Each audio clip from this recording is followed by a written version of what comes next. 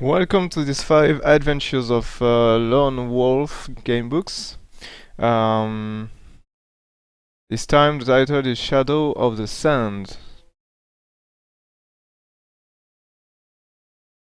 So first, I will update my adventure sheet right here.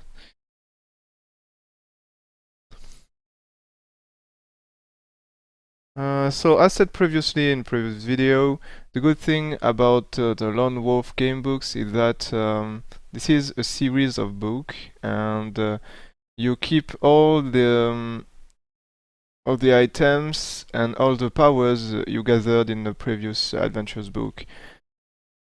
This is a 5 book, so I've done four books before, and I've gathered a lot of equipment, very nice equipment. So let's see what I've got. Also, I still keep my combat skill endurance point that I got in previous book. So in the previous book, I've got 19 combat skill. 20 endurance. 19 is the maximum you can get in combat skills, so I've got pretty lucky with the roll here. But for endurance, I got a 0, so I have the lower endurance you can get. So let's say it's pretty balanced for this character. He has a higher combat skill you can get, and he has a lower endurance you can get. So it's pretty much berserker. Also, I've got some powers. Here you can see the powers that your character can have.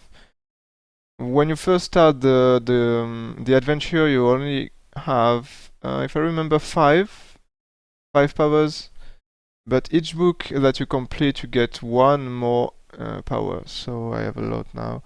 I have Mind Blast, Mind Shield, Sixth Sense, Tracking, Hunting, Healing, Camouflage, Animal Kinship.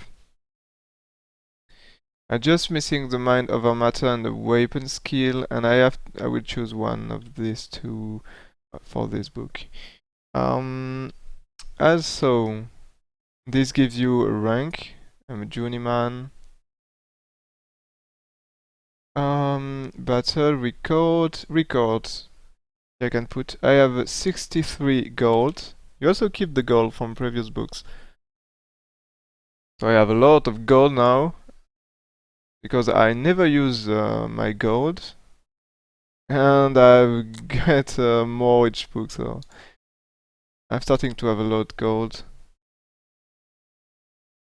Inventory of meal, a potion of flame spore, which heal you for 5 endurance points, a rope, another potion of flame spore, another one, and holy water. I have a chainmail weight coat, which gives me a bonus of 4 endurance points. Let's put it 4. Also, I have a blue stone triangle, fire sphere, some sort of candle, magical candle, a diamond, a silver helm, give me a bonus of 2 to my combat skill, and the dagger of Vashna, which I got from the boss on the last book. I also have a normal spear and the magical summer sword, which is a sword, magical sword, artifact 1, known as the most powerful weapon that ever existed. So I have this sword. The power of the summer sword is that it can absorb magic. So it's pretty overpowered against mage and stuff like that. Also give you a huge combat skill bonus of 8, and it doubles the mage against undead. Also it's a magical weapon, as a monster are immune against normal weapons, so it's very handy. So with the somersault plus the silver helm, I've got a bonus of 10 to my combat skill.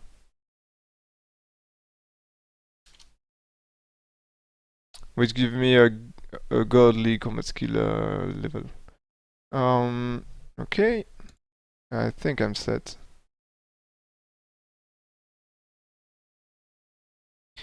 I think I'm set, so let's start. This is a brief introduction. You are Lone Wolf, last of the K-Lords. The voyage to Vasagonia promises an end to the shadow of war, but hopes are soon shattered upon your arrival at Barrakish, a city full of treachery and death. In shadow of the sands, you are the quarry of a sinister foe, determined to kill you at all cost. Choose your skills and your weapon carefully. They can help you survive and aid you in the quest for a lost Some Landing treasure. A treasure that contains the secrets of your destiny. Well, okay.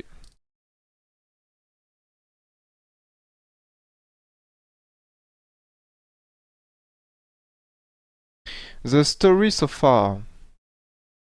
You are Lone Wolf, last of the K-Lords of Summerland, and sole survivor of the massacre that destroyed them during the bitter war with your age-old enemies, the Dark Lords of Helgedad. It is midwinter in your northern homeland, and a mantle of snow lies knee-deep in the streets of Homegard, the capital. When you are summoned from your monastery in the hills by a messenger bearing a scroll, signed and sealed by the hand of King Ulnar. You are surprised to read the king's message, for it is a request for your help in solving an urgent problem of what he describes as great diplomatic importance. It seems a strange request to make of a warrior lord, whose skill are better suited to the field of battle than to parleying by foreign envoys. However, you obey the summons, and upon your arrival at the capital, all is made clear. The Dakan of Vasagonia, the imperial ruler of this desert empire, has sent his most trusted envoy to seek a treaty of peace between your two countries, and you have been asked to sign the treaty on behalf of your country. The reason for this is easily apparent. Less than a year ago, a renegade noble of Vasagonia called Baraka led his army of bandits in an attack upon the Some Landing province of Rhiannon. This mining town and much of the surrounding land was overrun and destroyed. Many Some Landing lost their lives, and many more were enslaved and forced to labor in the mines of Maken Range. When the regular convoy from Rhiannon failed to arrive at the capital, the king sent you to investigate. A great battle ensued, and in which you defeated Baraka in mortal combat. Without your courage and skill, the safety of Summerland and all of the last lands would have been placed in grave peril. Your Majesty the Dakan is gravely embarrassed by Baraka's full treachery, and is most anxious that our friendship and trust be restored. He begs that you send the Kai warrior, Lone Wolf, to sign a treaty of peace with him at the Grand Palace in Barrakish. Whimpers, the Zarakan's emissary, as he kneels at the feet of King Ulnar. The king rises from his throne, barely able to conceal his distress for the fawning envoy. He turns his gaze to you and bids you follow him to the privacy of an antechamber. I have no liking for this desert realm, Lone Wolf, but I like the prospect of war even less. The Zakan is old and frail and has no son to claim his throne when he dies. Baraka was but one of the many ruthless nobles who wait like jackals for the chance to seize power, and I fear they grow too impatient to allow the Zakan to die a natural death. The treaty may not guarantee peace with Vasagonia once the Zakan is dead, but it will at least buy us precious time to strengthen our southern border. The king leads you to a window and points toward the harbor, barely visible through the fading snow. A Vasagonian galley lies anchored close to the harbor wall. Go to Vasagonian, Lone Wolf, sign the treaty and return quickly.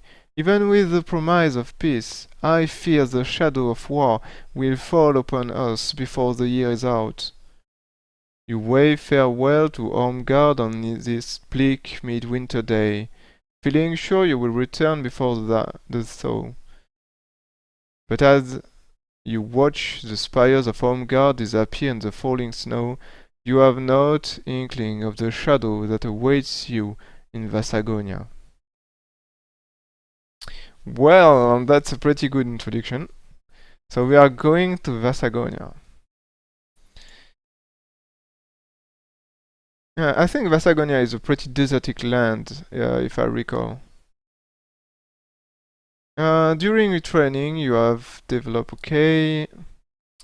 If you have successfully completed any of the previous adventures in the Lone Wolf series, you will already have your combat skill, endurance point, and Kai discipline, which you can now carry over with Book 5.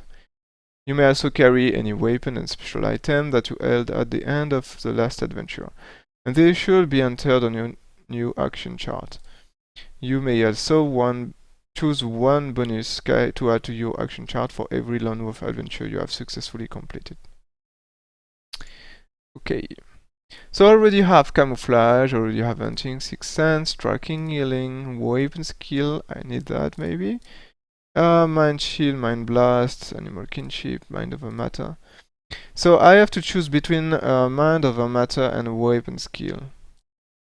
Well, the bad thing about weapon skill is that it's random. Means if you got a weapon that you don't use usually, it's quite bad. Let's see. Upon entering, each initiate is told to master one type of weapon. If weapon skill is to be the one of your kind discipline, pick a number in the usual way, and then find the corresponding weapon from the list below. It is a weapon in which you have skill. When you enter a combat carrying this weapon, you add 2 points to your combat skill. The fact that you are skilled with a weapon does not mean you set out on the adventure carrying a particular weapon. Yep. Okay. And mind over matter, mastery of discipline enables the Kai Lord to move small objects with his powers of concentration. Well, that's pretty cool.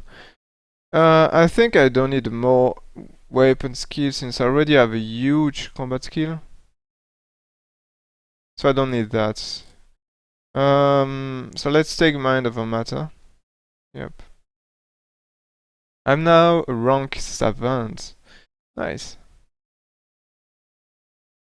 Equipment. Before leaving Hormgard on your voyage to Vasagonian capital of Barakish, you are given the map of the Desert Empire. Okay, let's take a look to this map. So this is the Vasagonian Empire map. I don't know where we will start. Barakish is the capital of the Vasagonian Empire right here, but I'm pretty sure we won't start right at Barakish. We will start maybe here in Ferufezon or Karakala, I think. We'll see. Or maybe even worse, we will start here.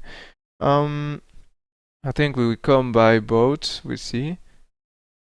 And so we are to travel east to the capital. There is 2 roads. I think you can take this one or this one. We'll see. Okay, this is a pretty desertic land. It's just mountain and desert. There is some oasis. Right here we can see a mountain hill. Okay, a salt lake here. Okay. And a pouch of gold. To find how many gold is in the pouch, pick a number. Okay. 5. Add 10. Okay, 15. 15 more. Well, that's a lot of gold. Okay, you may take your pick of the following item. You may take up 4 of the following: a dagger, a potion of flame spore. My inventory is pretty much full already. I can take 4 items. I'm pretty sure I had missing an item. Yes, I'm missing a shield. I've got a shield, which give me 2 more combat skill bonus, which is wow, 31. That's huge. Okay. So I can choose between that, 2 special meal. I could take a meal. Mace, a shield, already have 1. No armor this time, so I'm pretty lucky to have got this armor in a previous book. Okay, don't need more holy water. I could replace the holy water by 1 lance 4 potion.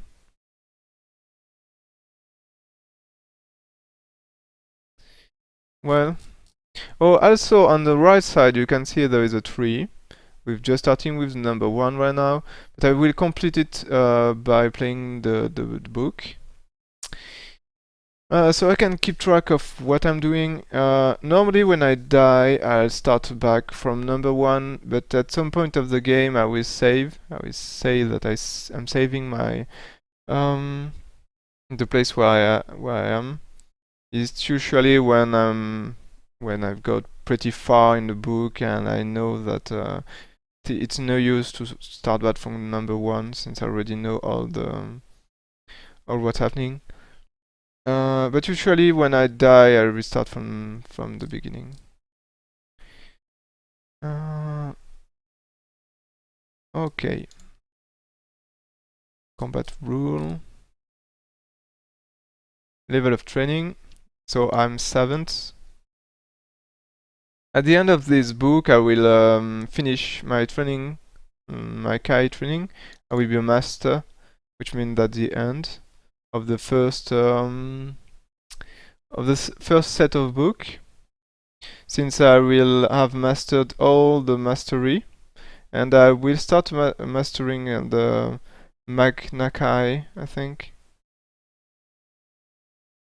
Right now I'm a Kai, and I will start mastering the Magna Kai in the next series of book. Kai Wisdom. Your mission is one of peaceful diplomacy, but beware.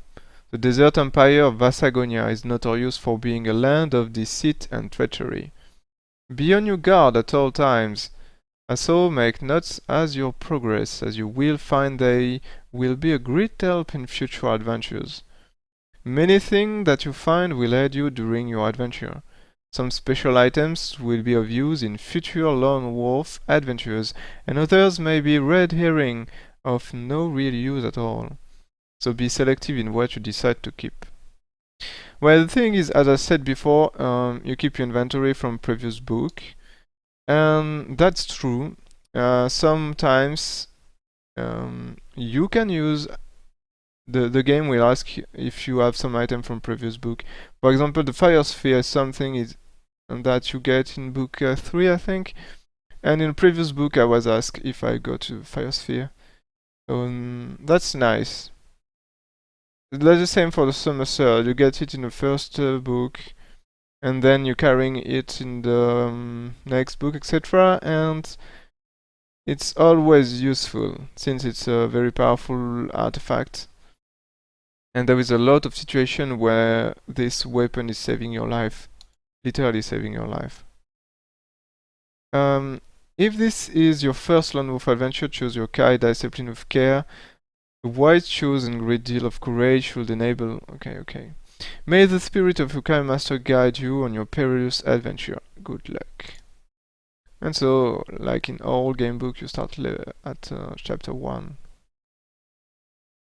Okay, let's begin. For 25 days, the Vassagonian galley sails on a steady course for its home port of Barrakish, with only a brief stop at the Durinese harbor of Port Bax to break a safe but monotonous voyage. Use your time aboard the ship to good purpose, learning the Vasagonian language from the ship's crew. They are only too eager to teach you, asking only in return tales of your adventures in the last lands. For many of the sailors, these are the most exciting stories they have ever heard. By the time you reach Barrakish, you have both mastered their language and won their respect. Okay, so we are going straight to the capital Barrakish. Ah, that's nice. We're starting Barrakish. Maybe the adventure will only be in the capital Barrakish, or maybe there will be some kind of new goal. And maybe we will have to travel to some cities. Maybe this one or this one. We see. It is early afternoon when the ramparts of the desert capital are first sighted on the horizon. You push your way through the steering crew and join the envoy at the prow of the ship. Beaming with pride, he hands you a telescope and invites you to view the land of his birth. The sight is indeed breathtaking.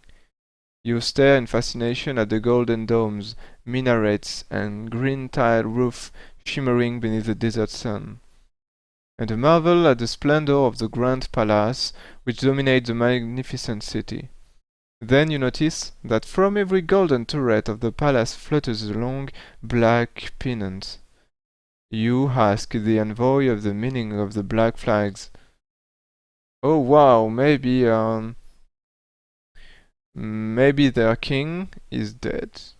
A roar flowed across his face as he snatches the telescope from your hand. By the spirit of Majan, he's dead! The Khan is dead! Oh wow. Well, what a good timing. As the bad news spread through the ship, you pray that the peace treaty will be signed and honored by the Zakan's successor. However, the envoy is less than hopeful. The harbor of Barrakish is deserted save for a handful of citizens clad in black, and the only sound that greets you is the toll of funeral bell, echoing through the harbor on this day of mourning. There is a horse-drawn carriage enters the harbor square, escorted by the cavalry of the palace guard. It halts, and a doorman in turquoise robe steps out to meet you. 1,000 greetings, Lord Wolf. I'm Mauk, and I welcome you to our city on behalf of my master, His Most Sublime, Magnificent Zakan Kimar. The envoy gasps upon hearing the name of the new Zakan. He turns to speak, his eyes wild with fear. It is a trap. You must. His warning is cut short by the blade of a Mauk dagger. Suddenly scores of black-clad warriors emerge from the shadows. They are Sharnazim elite Vasagonian bodyguards. They close in, surrounding you on every side. You must act quickly if you are to survive this deadly trap. Well, that's a good start. If you wish to stand and fight against these overwhelming odds, well, I think that's a bad idea. If you wish to surrender to Mauk and his warriors, not good at all. If you wish to run back to the galley, well, and what can we do on the galley? Well, we gain the trust of the from the people on the galley, some of the sailors. Maybe they can help us fighting, they can help us fighting the Sharnazim while we just try to go on the water. Yeah, let's do that.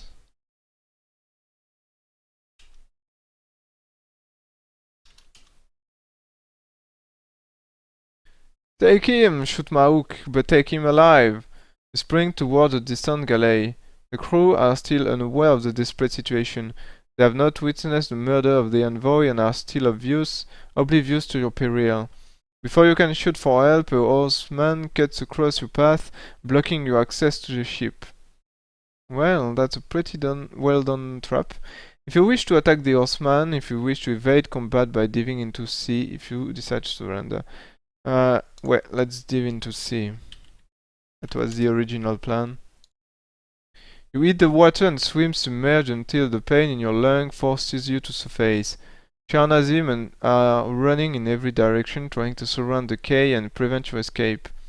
Gulping another breath, you dive again and swim toward the cluster of small boats less than 50 yards away. Through the clear blue water, it is easy to see the rubbish that litters the bed of the harbor, mementos of all the merchant ships that have docked at the quayside. Clinging to one old anchor is a strange jelly-like blob.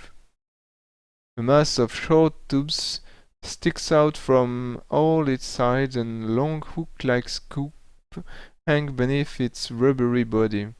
Without warning, the blob suddenly jets towards you, propelled by water from its mass of breathing tubes. It is a blob lug, and it is hungry for your flesh. Ooh, wow.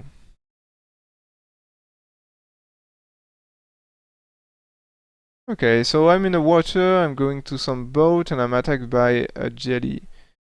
Well, that's strange, but let's go with that. I have the K discipline of animal kinship, so let's use this power. You use your Kai discipline to force the creature away. The blood lug changes direction and jets toward a squid that has taken refuge in a large copper urn. You return swimming, but keep a watchful eye on the blood lug that is engulf and devour the helpless squid.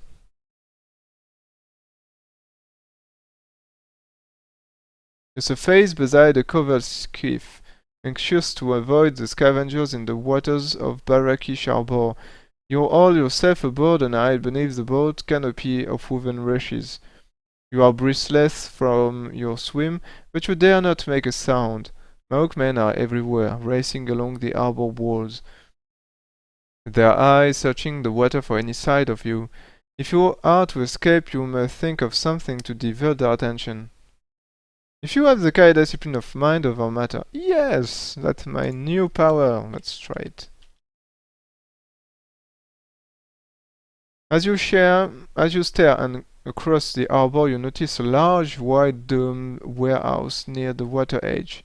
A platform on the upper floor overhangs a merchant dome moored at the quay below.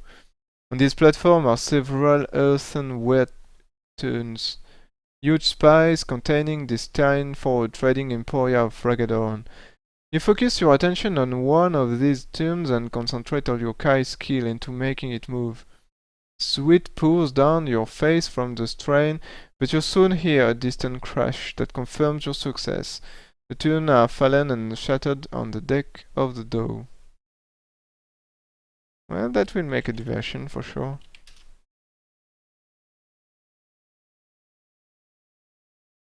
Mauk orders his black cloud troops to search the area, threatening them with death if they allow you to escape. You bite your lip and wait for a chance to run. Creeping from one boat to the next, you reach a narrow flight of stone steps. At the top of the steps, beyond a small paved square, lies a maze of crooked alleyways that disappeared into the shadows of thieves' quarters. You are less than 20 feet from safety when a cry echoes across the water. There he is! You sprint along the deserted passage and climb a stairway into an open courtyard. The sound of hooves clattered on the cobblestones below urged you onward. There are three possible exits from the courtyard: a high nail-studded gate to the left, an alley to your right, and a straight paved pathway that leads to an arch. You must make a quick decision. To Mauk's men are close at your heels. If you possess the Kai discipline of tracking. Yep. Your Kai sense warns you that the alley is a dead end. If you take that exit from the square, you will certainly be trapped. Only two other choices remain: the high nails to the gate to your left, or the path directly ahead. Well, let's take the gate.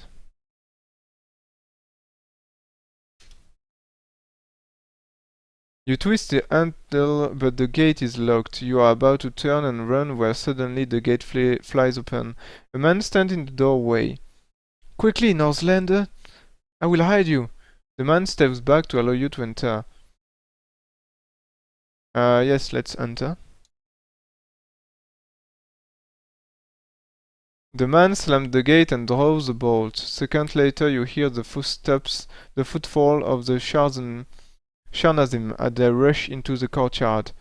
Go inside, whispered the man, pointing to the darkened interior of his house. I shall get rid of the soldiers.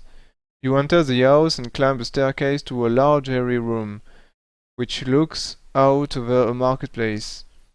Long black flags hang from the windows of the hall opposite, and the sound of mourning can be heard through its open doors. If you have the Kai discipline of Sixth Sense, your Kai sense tells you to be aware of the man who helped you. He intends to betray you for a purse of silver.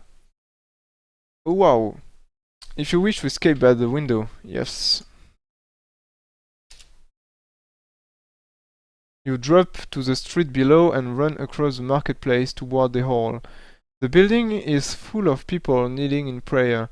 You notice an avenue leading off to the right, which ends at an archway too narrow for more than one horse to pass. To your left, another alley leads down to the arbor. Well, we don't want to go back to the arbor. Archway, if you decide to double back to the arbor, no. Enter the hall. Let's see, toward the hall. Close the marketplace toward the hall. Let's go to the archway.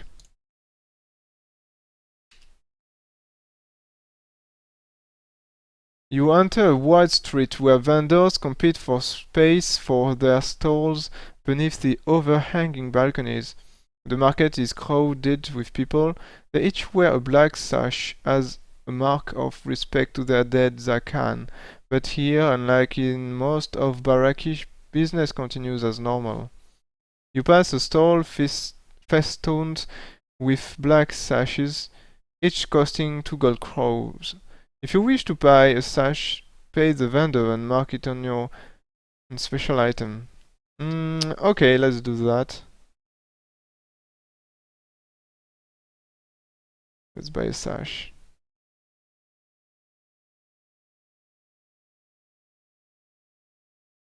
You hurry away from the sash and doors into the narrow passage line lined with eating houses and small taverns, where the smell of food is mingled with the odor of stale wine, and the air is alive with chatter and gossip. Your attention is drawn by a notice fleshly pasted to a tavern wall. The bold headline reads, "Zakan is dead! Long live the Zakan!" If you wish to stop to read the poster, if you wish to continue along the passage. Let's read the poster. The poster is written from right to left in Vasagonian script. The time you spent learning the language aboard the galley was well spent, for you have little difficulty in translating the proclamation. His most illustrious Majesty Zakan Mudala, the Exalted, has passed into the realm of the Majan. May his spirit never die. By the grace of the Council of Kadi, the Funtal of Kara Kala, and the Judicar of Barakish, it is decreed that Kima, Emir of Feru Fezan, protector of the Dry Man, shall by right claim the throne of Vasagonia. Through the unity of the 7 cities, he will lead his people to greatness. Long may he reign. A scuffle breaks out at the end of the passage as a handful of Sharnazim try to push their way through the crowd. In the confusion, a fruit stall is overturned and its owner curses the clumsy soldier at the top of his voice. Then there is a sudden silence. The luckless man had been beheaded for his insolence. You turn and run splashing through the shallow draining channel running the length of the full passage. Hmm. Well, don't talk with these guys. The passage ends at the tree-lined plaza. You must find somewhere to hide. Your fair skin and your sky cloak and tunic made you stand out in the city crowd. To the left is a small dwelling with a curious wooden sign hanging above the door, carved in the shape of fish. To your right is a tavern. The sight above the tavern door seems oddly appropriate. The Hunted Lord. Hmm. If you have the Kai discipline of eating, yeah, you recognize the sign of the fish. It is the symbol of an order of monks known as the Redeemers, a silent order who are devoted to a lifetime of prayer, pilgrimage, and the study of healing art. If you wish to enter the dwelling, well, yes.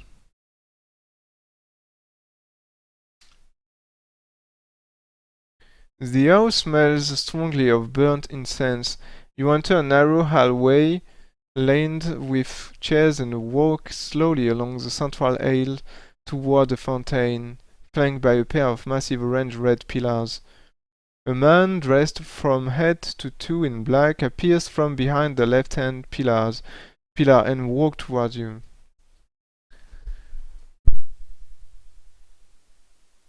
Suddenly you hear Maouk's men enter the plaza and cast an anxious glance toward the open door. The man sees you are nervous and silently points to a cellar door. Okay.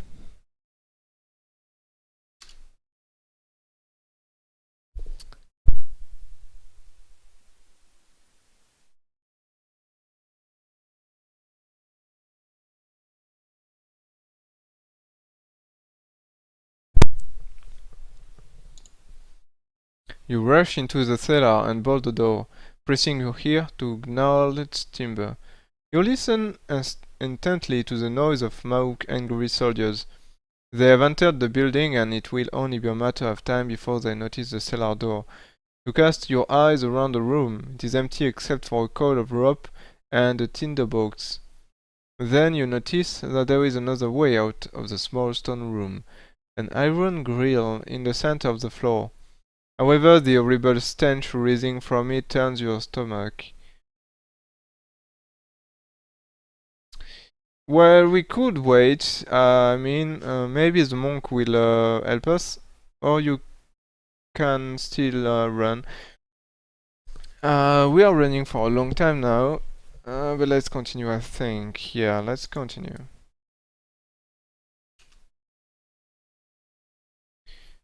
A slippery ladder disappears into the dark, stench-filled shaft. You gulp a lungful of air and climb down, locking the trapdoor behind you. When you finally reach the bottom of the shaft, your worst fears are confirmed. You have entered the Bagad Rouge, the main draining sewer of Barrakish. You recall one of the crewmen aboard the galley, an old man nicknamed the Stink, because he smelled so much, having been sentenced to 1 year imprisoned in Bagad Rouge from a crime he did not commit. Peering along the gloomy tunnels, you wonder how he survived for so long in this dank, filthy sewer. Oh, so this is some kind of prison sewer? Suddenly your thoughts are disturbed by a sound of splintering wood. Chunk of shattered timber rain down upon you as the Shah Nazim force open the trapdoor. The heavy iron grill glances off your shoulder as it falls. You stifle a cry of pain, but you lose one advance point due to the wound. Okay. This section of the Bagad Aruz is a junction where 3 channels meet. You must quickly decide which channel to take, for Maouk's men are now descending the ladder. If you have the Kai discipline of tracking, yep. Judging by the direction of the sluggish flow, the right channel appears to head off to the north. The vast tide of sewage and garbage from the Bagad Aruz is swept out toward the coast, until it emerges at Chiras, a village northwest of the capital. There it makes life both difficult and unpleasant for the poor local fishermen. If you take the north channel, you should eventually reach the coast. The left channel heads south, running below the very heart of the capital. It is the maze of tunnels that feed into the Bagada Ruse. You should be able to find at least one exit to the street above. Straight ahead, the channel leads off to the west. It is by far the least fetid and contaminated of the three. During the voyage, you remember the Sting telling you about the Grand Madani, a great aqueduct over 40 miles long, which channels fresh water from the river Dar into the city. As a result, the citizens of Barakish, unlike the inhabitants of other Vasagonian cities, enjoy a lavish supply of fresh water. The west channel will lead you to that water source. Well, I think it's time to decide what we want to do. We were sent here in the capital of Vasagonia to sign a treaty with the king. The thing is, he's dead now, and we are on a run since the new guy wants a skill somehow. So we can run. Yeah, we can choose. We can try to escape the walled city and go back to our homelands. Or we can choose to go back in the inner city, but what will we do in the city? What is our objective, our goal? That's a great question. We could try to assassinate the main guy. Well, the thing is, we could try to understand what is happening and get information about what this new ruler is planning to do. So when we get back to our homeland, we can tell what to expect. Well, let's do that. I think it's not time. We just got into the city. It's not time to flee. So let's go south, I think.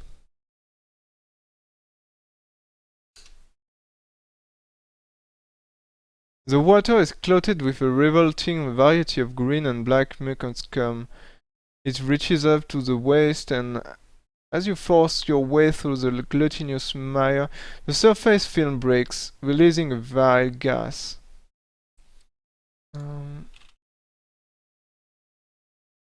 You have to cover your nose and mouth with the Kai cloak, for the stench is appalling. A sudden splash warns that Maruk men are not far behind. Your foot catches in something buried in the silt of the tunnel floor, and for one brief second you are seized by total panic. You struggle to kick free, but are held fast. Blindly, you stab your weapon beneath the filthy water until the foot is finally freed. As you withdraw your weapon, you half expect to find some hideous seaward creature piled upon it. Instead, you discover a human rib cage.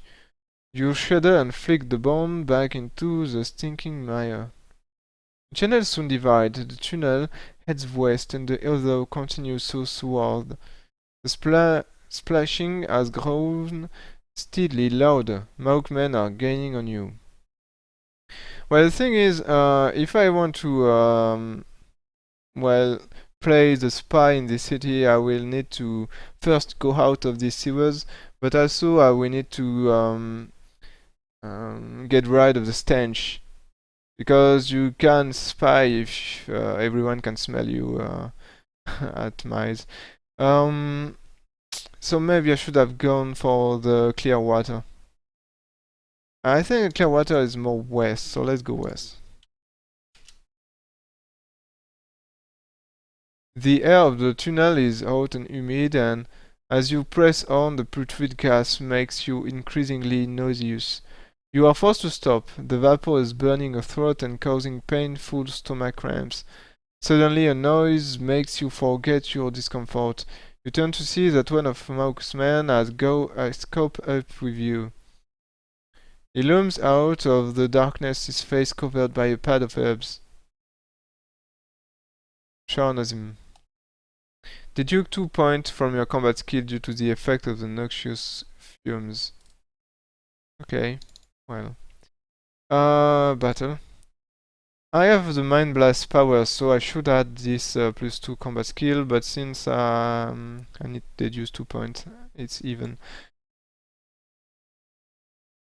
So let's do this battle. I have an overwhelming combat skill compared to this enemy. Yeah, this was a one shot, one sweep. I just drew my somersault weapon and beheaded him. That was quick and fast. Yeah, if you lose this combat, if you win, you can lose. Wow. Well, it was a total win. You snatch the herb pad from the dead warrior's face. Mark this as a special item. Herb pad. Nice.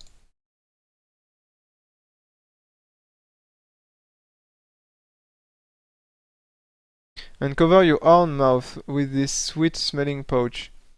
The herb inside neutralizes the full air, making it easier to breathe. Restore 1 endurance point. Well, I think this one can go in special item that take no slot, since I've got it on my face. A dead body sinks from view, and you hear the sound of more Sharnazim wading along the tunnel. You cannot outstanding them, you must hide. Let's use our camouflage skill song. I fall upon a narrow fissure in the tunnel wall. The gap is near to the level of the scum and can barely be seen in the darkness. You squeeze inside, stealing yourself as the full water rises upon your chin. The Sharnazim pass within inches of your hiding place, and you have to fight the urge to vomit as a wave of sewage laps your face. He has taken the south tunnel, echoes an angry voice. Quickly! Don't waste your time here. It seems as an eternity before the Sharnazim retreat their step and disappear back along the tunnel. With a sigh of relief, you emerge from the fissure, but catch your foot in something embedded in the silt of the tunnel floor and lose your balance. Well, okay.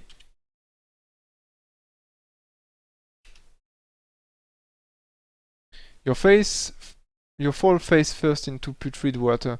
The oily slime fills your ears and nose and chokes you in your throat. You surface and struggle upon a narrow walkway, only to find that your arm no longer functions. Wow, what?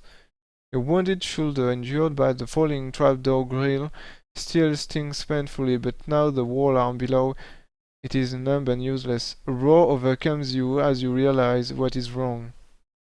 Okay. You have lost your arm. No. You recognize the symptoms of limb death. The wound has become infected by thousands of limb death microbes, one of the many strains of deadly bacteria to be found in the Bagadaroos. None of your Kai's key can prevent the eventual loss of your arm. There is only one cure for the disease. The infected wound must be treated by the herb Oide within 24 hours. Unless you find some Oide by mid-afternoon tomorrow, your arm will become gangrenous. You will then have to choose between losing your arm or losing your life. This dreadful realization renews your determination to escape from this terrible place. For you can be sure of one thing, you will find no Oud in Bagadaroos. Okay. You need your numb arm in an effort to massage some life back into it, but it is useless. The muscles are limp and nerveless. The only consolation is that it is not your weapon arm. But as long as you are suffering from the disease, you cannot use a shield of any sort. Deduct 3 points from your combat skill. The lost points may be recovered if ever you should regain the use of your arm. Oh wow! So that means you can finish this adventure without recovering your arm. Wow. Okay, so first I'll lose my shield, so it's not used anymore. So let's deduce 2 points, and also I lose 3 points. So I'm at 7 now. Okay. You turn your attention to your surroundings in an effort to find some way to escape from the nightmarish sewer. The passage ahead winds and curves like a giant snake, and the full air that drifts toward you is hot and humid. You have shaken off your pursuers, but you now have the problem of your arm to solve. The temperature rises steadily until you are bathed in sweat. Ahead you see a chamber filled with steam that rises from its bubbling floor. You are about to enter the chamber when you catch a glimpse of the danger waiting you. The stone walkway ends abruptly only a few yards into the chamber. 10 feet below, lying before you like the surface of a huge bubbling cauldron, is a tar shark, a mood geyser. Geyser. These geysers are common in Vasagonia. Much of the desert empire is unstable, but although it is subject to constant earth tremors, it rarely results in great destruction. The Vasagonian call these tremors Tassadophim, which means the wrestling gods.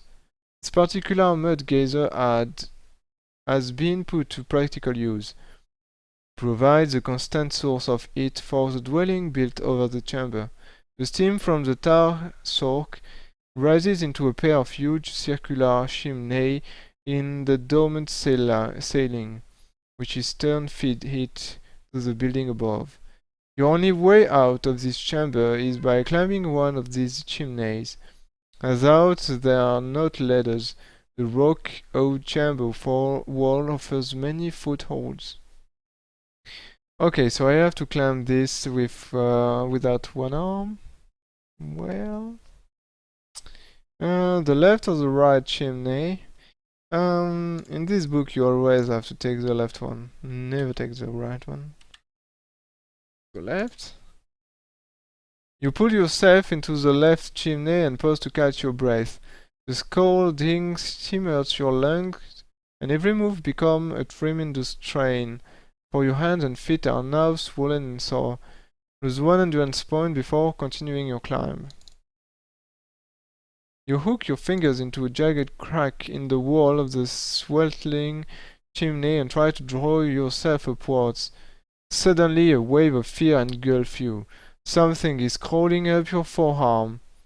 You have disturbed a nest of loathsome arachnids. The creatures are immune to mind blast. If you have lost the use of one arm, oh, so it's not automatic, okay. You cannot fight these beating arrows, for you will inevitably slip and fall into the tar soak. Pick a number. This represents the number of endurance points that you lose as you climb the steam spider nest. Well, lose 6 points. If you are still alive after climbing past the nest, or if you fight this win. Okay.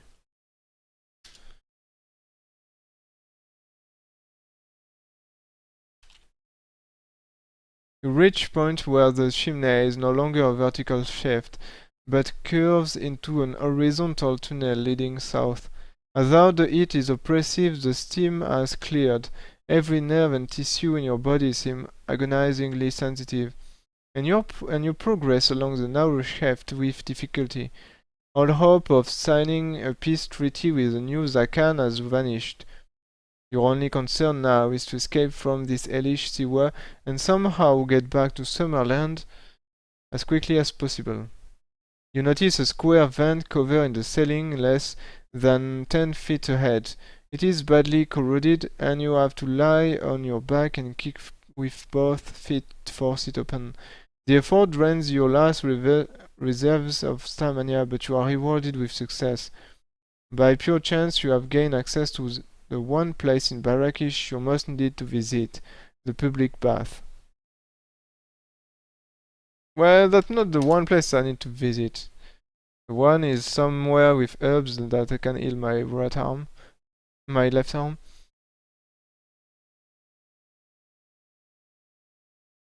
You enter a large vestibule constructed from blocks of pink and white marble. A man in a white robe sits near a door in the far wall. It is reading a scroll held close to his face. He has not seen you enter the bath, but is quick to sense your presence. Or smell my presence, maybe. By the Magians, cries. You smell worse than back now. He hurls a towel at you and points to the door. Take my advice, he whines, his fingers pinching shut his nostrils. Don't get undressed.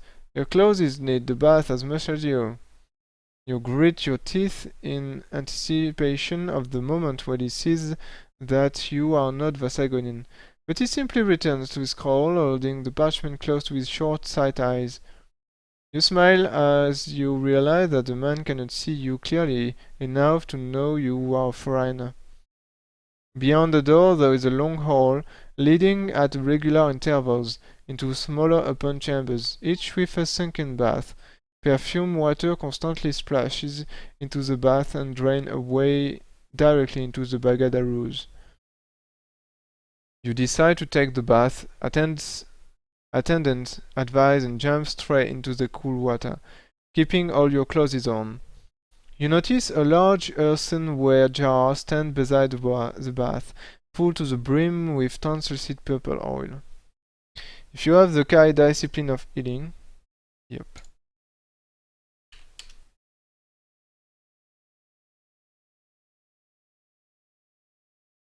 The oil is made from the fruit of Larnuma tree. It has a soothing and relaxing effect with rub into the skin. If you choose to rub the Larnuma oil, yes.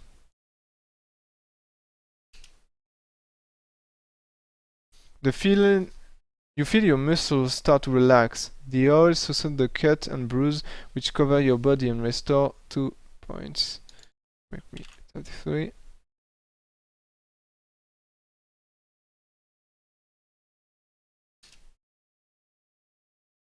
Having washed off the worst of the dirt, you clamber out of the bath and enter a small antechamber. The room is hot and read, and your clothes is as soon as dry as bone. Beyond the antechamber is another hall, this time crowded with people, some seated, others standing, and everyone busy in conversation. These are the free baths of Barakish, and the citizens of the capital are justly proud of them. They are the envy of the other desert cities where water is scarce and precious. The citizens treat the bath as a forum and place for meeting and talking with friends. Much of the conversation you overhear is about the new Zakan. Few speak well of him. You wrap yourself in a large towel and make your way through the crowd toward the main entrance. If you wish to keep the towel until you are outside, you must mark it on you as a 2 backpack item due to its size. Yes, let's keep it. I think I don't need the holy water. Towel. And towel. Okay.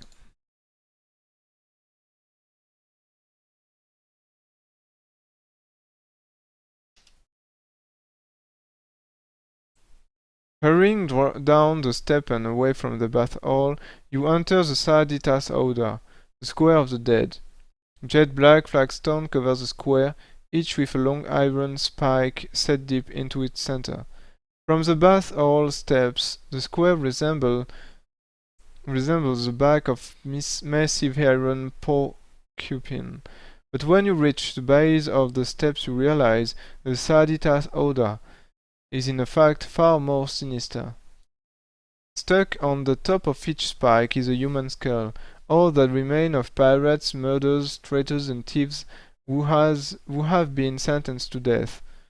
Grisly display serves as a warning to others never to defy the law of the Zakan. As you reach the far side of the square, you brush against the spike. Fresh blood is smeared across the arm of your tunic, staining it dark red. You raise your eyes, cursing at your misfortune, but you are shocked into silence by the sight before you. Impaled upon the sharp iron pole is the head of Vasagonian envoy. To either side are the heads of all the galley crew. Another of their foreheads is freshly branded one word traitor. Fear well up inside you, turning your face away from the sightless sails. You run into the crowded streets of the Macaron, the district where the spice and herb merchant lives. At the end of the narrow winding street you reach a junction. Opposite is a shop with a bright red sign above the door.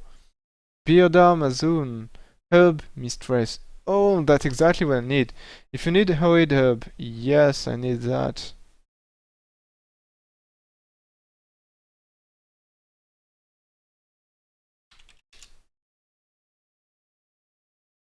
You part the curtain of beads hanging in the doorway and enter the cool interior.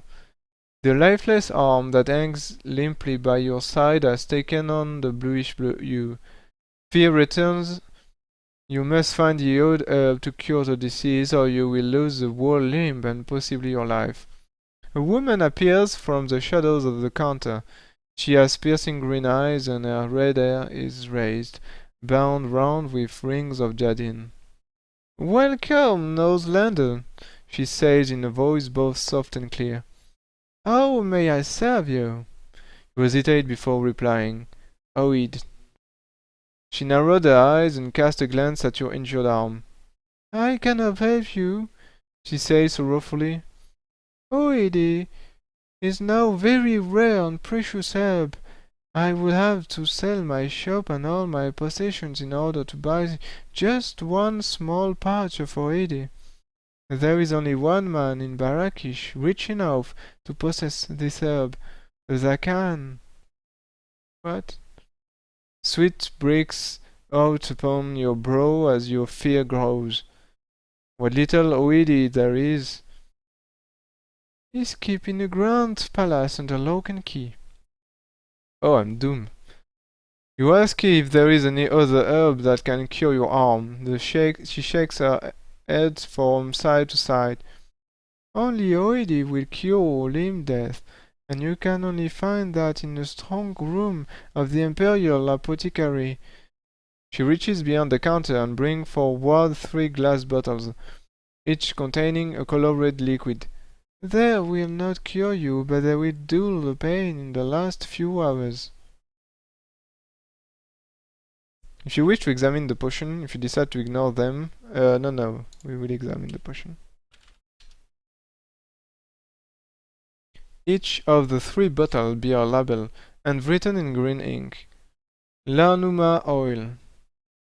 Okay. Lemspur and Randalim elixir. Well, Randalim elixir looks very nice, but I don't need that. The herb mistress then escorts you to a side door. "I sense your despair, Northlander. I pray you'll find your cure." As you leave, she offers a word of advice.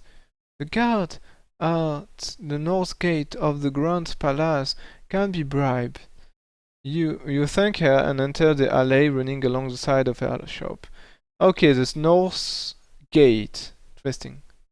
Since I have a load of gold, I think that's the gate I will take. Your desire to leave this treacherous city is overcome by your fear of losing your arm. You must get the oid herb, even though it means you will have to enter the very place you are most anxious to avoid, the Grand Palace. The alley follows a tortuous route through the Mika room, finally leading you to the Om Tas Lalaim, the tomb of the princess. Beyond the tomb, the Grand Palace rises like a massive white pantheon. Well, we are visiting the city. You suddenly recall a legend told to you by your Kai masters long ago. The nemesis of the Black Zakam. The Black Zakam was a brutal tyrant, the cruelest of all evil lineage that ruled over the desert empire long ago. The barbaric excesses of his reign have never been forgotten in the last lands. Grand Palace was built by his army of slaves, prisoners from countries he had conquered in war. The palace became his obsession. He personally oversaw its entire construction and punished the workers personally if there was the slightest delay.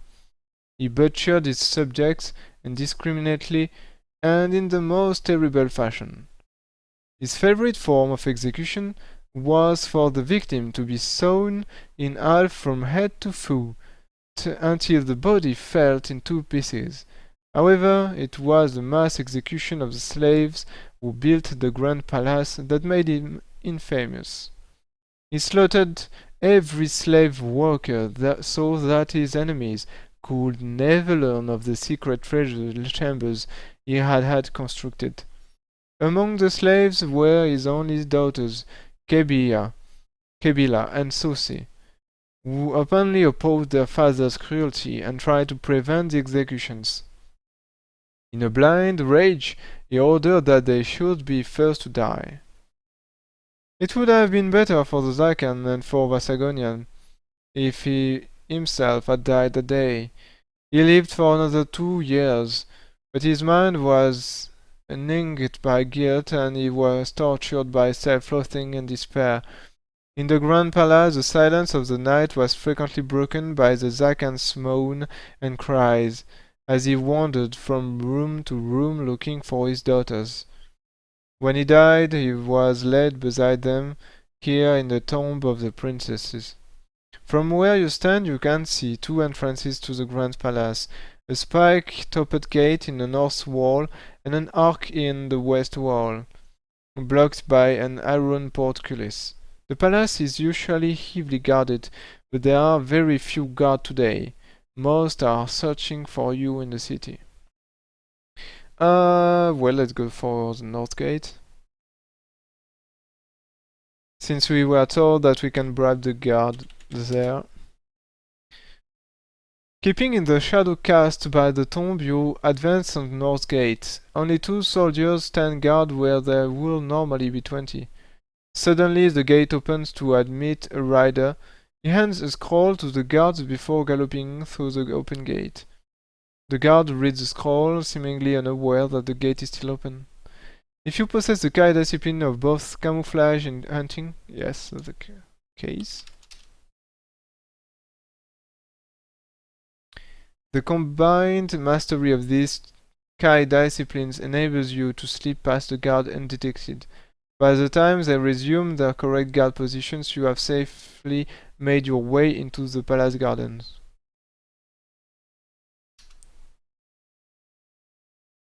Suddenly you realize just how hungry you are. You must eat a meal or lose 300 points. Okay.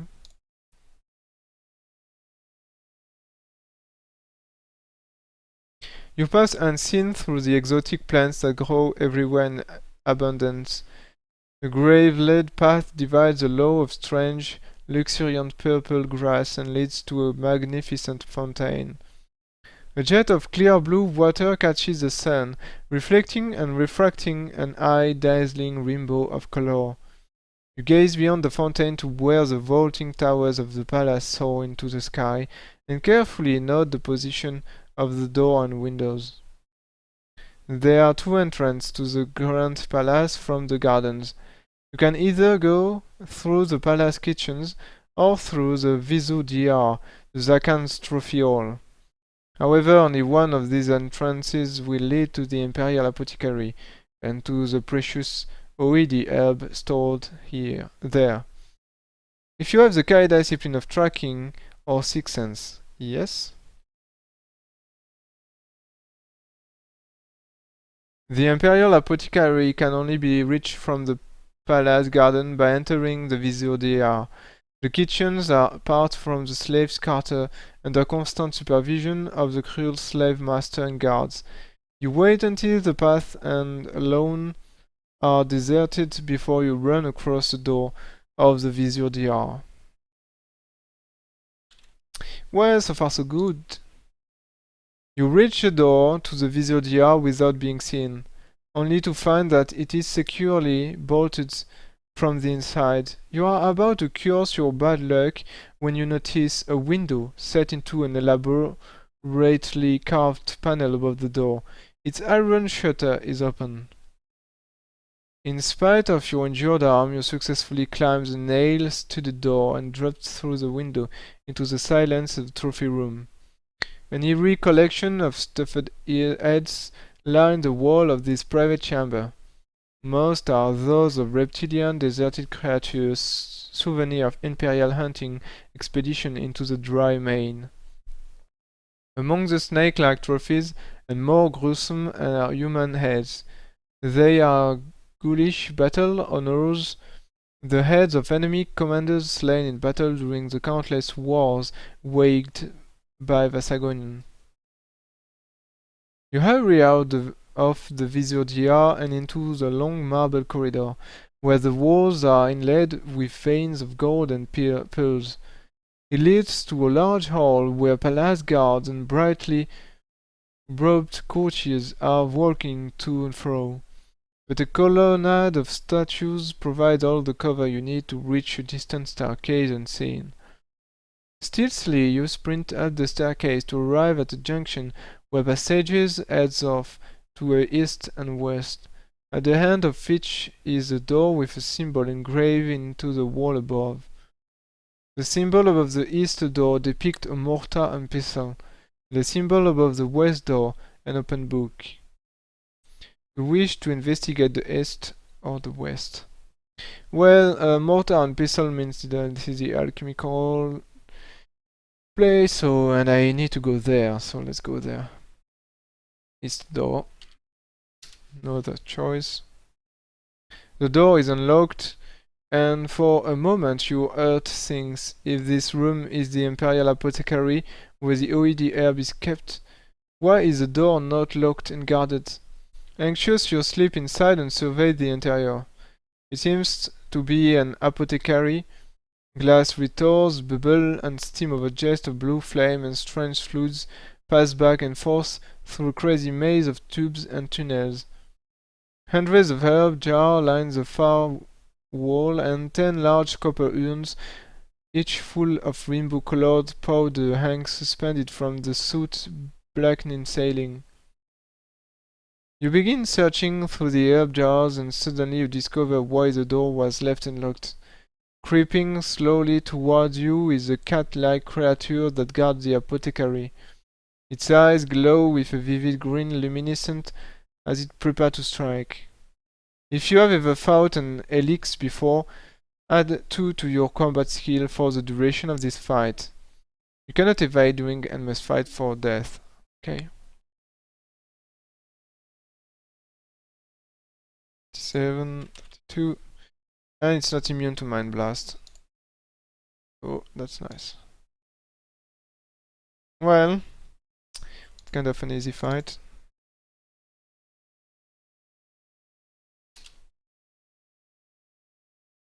Breathless from the exertion of the combat, you step back at the helix, finally collapse and dies. Slowly, its glass green eyes mist over and become opaque like hard, cold jadine. Around the creature, blood spattered throat hang, a gold key and on a chain. You quickly discover that the gold key opened the steel door of a strong room at the far end of the apothecary. High upon a shelf, just inside the door, you find a small box that contains what you seek, the OED herb. Within a second of pressing the beautiful golden leaf to your wounded shoulder, the tingling sensation engulfs your whole arm. The numbness soon fades, and both your arm and shoulder are free of the horrific limb death microbes. Sufficient OED herb remain in the box for one further application. It is a powerful substance that can be used against many deadly diseases, or alternatively can be used to restore 10 endurance points if swallowed after combat. If you wish to keep the OED herb, yes.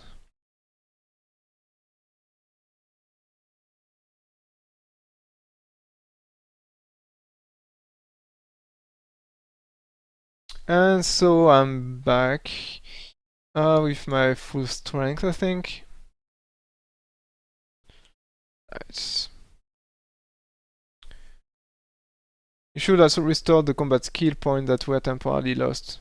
After dragging the dead Elix into the strong room, you lock the steel door from the inside. You notice that there are in fact two doors in the strong room. The one by which you entered and the smaller door set into the opposite wall.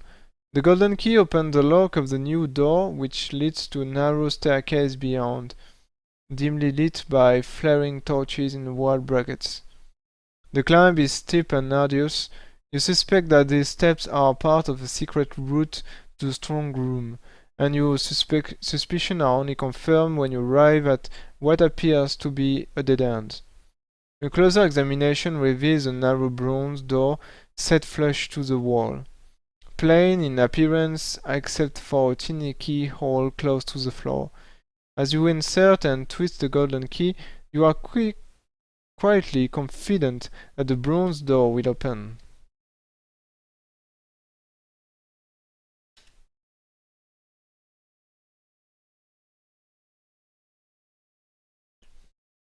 You hear a faint click followed by a soft whirring sound. The bronze door slides open. As you hurry through the door, click shut behind your back as softly as it had opened.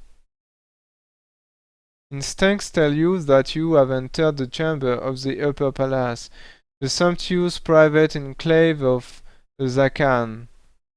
Wow. You walk upon glistering tiles of opal and platinum, past sculptures and statues of pure gold. The door of solid amethyst ahead seems plain in comparison to the breathtaking splendor of the private world. Beyond the door lies another unique and startlingly beautiful world, the Arboretum.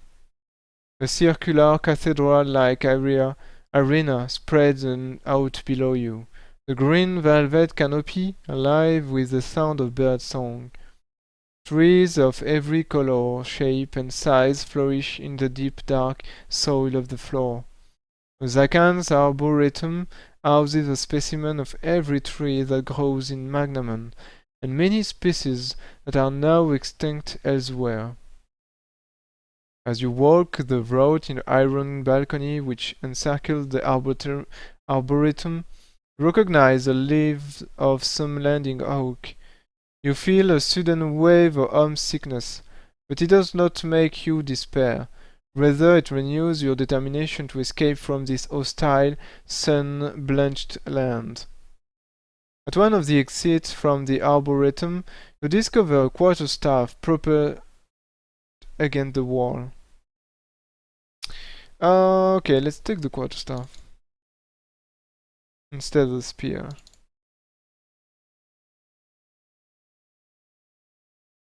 The desire to escape urges you on as you leave the arboretum and hurry through the network of lavish corridors and empty, deserted vestibules. You reach a landing where a broad staircase descends to a massive room that occupies most of the lower palace.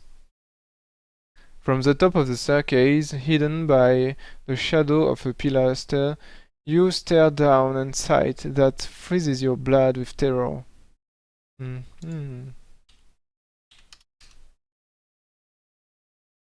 Upon a raised platform, carpeted with scarlet hue, sits the Vasagonian Emperor, Zakan Kimar.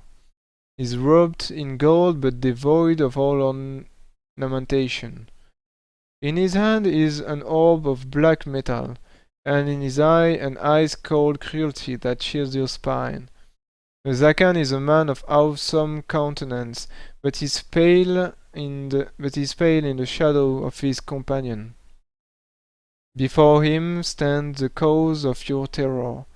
A helm as black as death itself hides the face, but the stench of decay and a hideous sepulchral voice betray the identity. Give me Lone Wolf. It is the fell voice of a mortal enemy, a dark lord of Elgidad.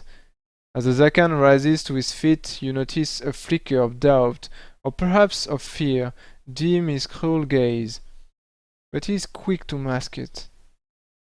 He will be brought to you at sunset in exchange for the orb of death. It is agreed. You have the orb, he called a chilling voice. Give me lone wolf. The Zakan hid his fear well, but times is not on his side. The game of bluff is playing is deadly. However, the fact that it has not yet been discovered is evidence of his powerful will. For you sense the Dark Lord is persistently crawling and probing at his mind. You will get your Northlander, Lord Aikon, says the Zakan, his voice curt with anger.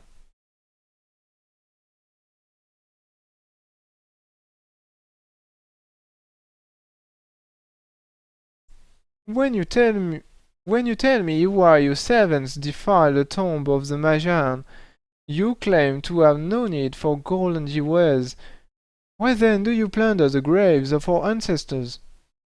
A deathly quiet fills the hall. Only the unnatural ears of Dark Lord's breath disturb the silence. This land, this insignificant speck of sand, harbors two small thorns that prick our skin. We seek to remove them from both forever. A fledgling Kai, lone wolf, is a thorn that denies us Summerland. The thumb of the Majan hides the other thorn that threatens us, the accursed book of the Magna Kai. You hear pounds at the word echo in your head, the book of the Magna Kai. Suddenly the season where you have been enticed into a deadly trap becomes clear, and the sinister truth is revealed. The Book of the Magna Kai is one of the oldest legends of Summerland. With the wisdom of the Magna Kai, Sun Eagle, the first Kai Grand Master, instilled the discipline into the warriors of the House of Ulnar, the bloodline of your king, that were to save your land from the devastation at the hand of the Dark Lords. The book of the Magna Kai was lost hundreds of years ago, but its wisdom was kept alive, handed down through the generation of some landing warriors, so that they could share the strength to resist their eternal enemies, the Dark Lords of Elgidad. If the Dark Lords discover and destroy the book of the Magna Kai, the secret will be lost forever. And when you die, the Kai will become extinct. However, if you discover the book of Magna Kai first and deny the Dark Lord their prize, all the wisdom of the Magna Kai will be revealed to you. Through its wisdom you will become strong enough to reach the ultimate achievement for a Some Landing warrior, to become a Kai Grand Master. However, the peril and glory of the quest that lies ahead are distracting you from more immediate danger. To discover this danger and to begin the quest for the Book of the Magna Kai, turn to part 2 of Shadow on the Sand. Wow, so I reached the first part. Okay, so let's save here. 201 is the beginning of the second part. Nice! So that's a save point for sure. Let's see.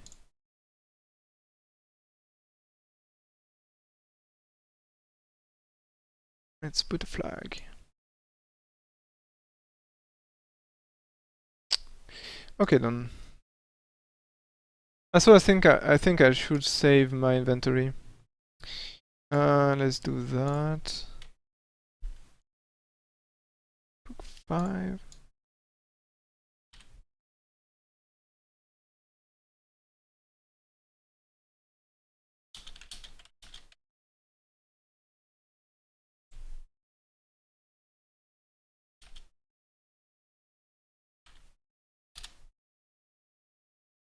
Okay. So new one is mind over matter. Yeah, over matter, yeah. So I have 76 gold. And in my inventory I have meal, potion of lance pool, rope, 2 towel,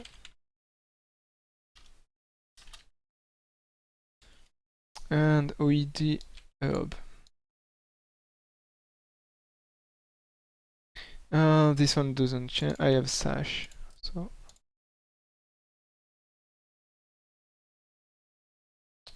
I have an herb pad and a quarter staff. Okay.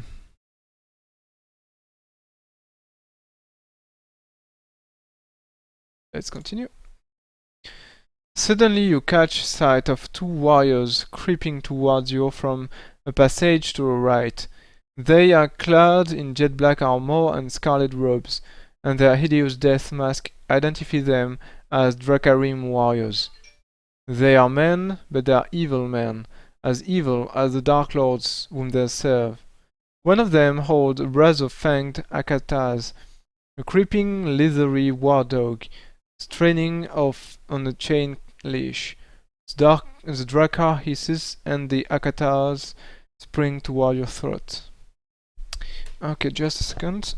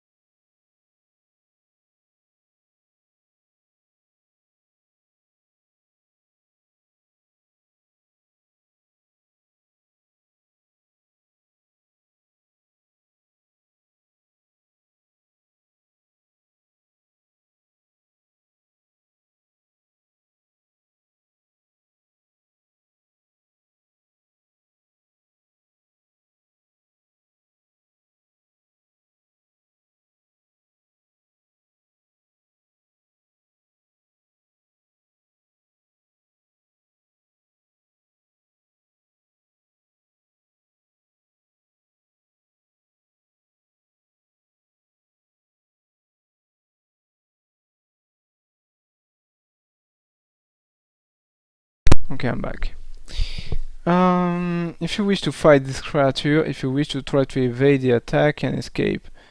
Um, hmm. Well, I think we are at maximum now. We can try to fight it. I don't know, or escape. Well, the thing is, if we start to attack this creature, this will just a second.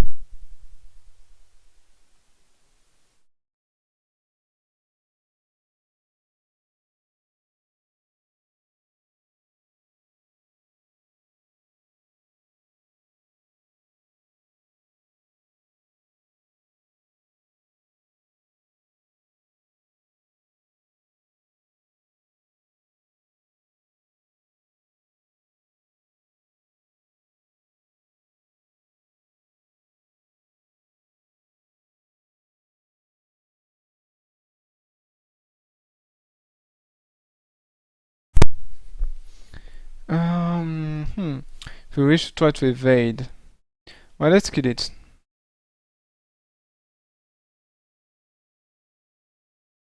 I think it won't take long for a warrior of level. The Akatas leap through the air at your face. You fall backwards, kicking with both feet, but you are winded as the war dog jaws the air from your lungs. It slashes your shoulder. You lose 1 endurance point. Before cartwheeling over the edge of the stairs, it's all cut short as it smashes into the marble floor of the lava palace. You spring to your feet and draw your weapon, for the Dracarim are running towards you. A terrible roar of hate and rage fills the hall. Kill him! Dracarim unsheathe their black sword, eager to obey their master's command. They attack you simultaneously. You can evade the combat at any time by running into the adjoining passage. Battle. They are not immune to Mind Blast.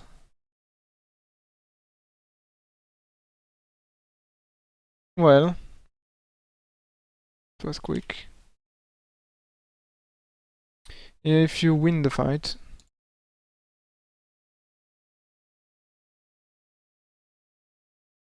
you glimpse a silhouette of Dark Lord Archon in the hall below, his spiked fist raised.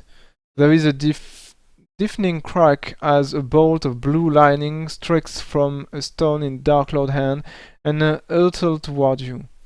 You dive for cover behind the body of Drakkar as the bolt exploded.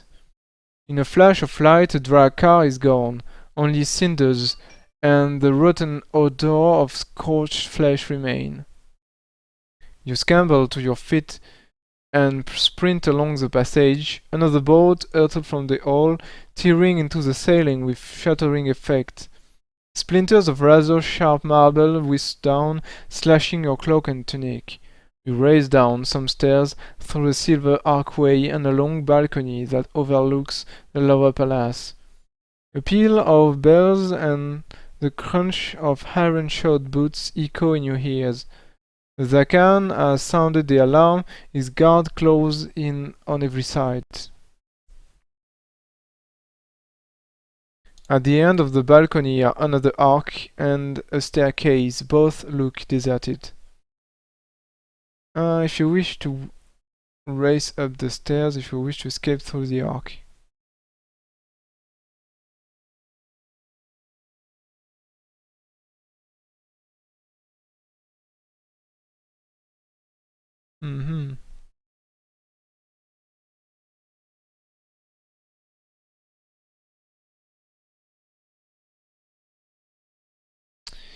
Okay. Let's race up the stairs. I don't know which one is better. The blood is pounding in your ears as you bound up the marble steps. 20 feet ahead of you, there is a landing with a stone door set into the wall. The stairs continue to ascend to a parapet walkway, at the end of which is another stone door, identical to the first. Suddenly the door on the first landing swings open and a palace guard wheels round to face you. "Majan!" he cries, fumbling for the hilt of his sword. If you wish to attack the guard before he draws his weapon, if you wish to barge him aside and continue climbing the stair. Let's attack him. Using your skill for unarmed combat taught to you by your Kai masters, you grab the startled guard by the throat and pitch him over the low wall at the edge of the landing. His cry of terror fills the air until he crashes into the flagstone below. If you wish to continue climbing the stairs toward the door of the walkway, if you wish to enter the door through which the guard come.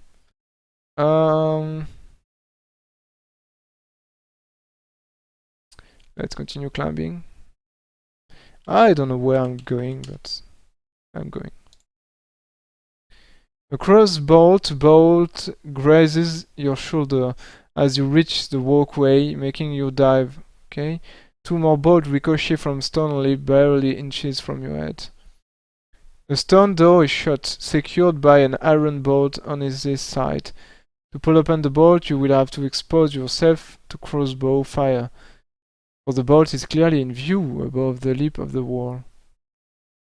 If you possess the Kai of Discipline over Mind over Matter, yes.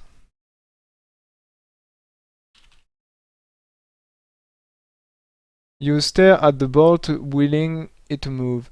The sound of running footsteps behind you sends a cold shiver down your spine as you realize that the Drakarim are storming the stairs. Then, slowly, the bolt begins to move. As soon as it clears the bolt hole, you pull open the stone portal and race through unaware of what lies beyond.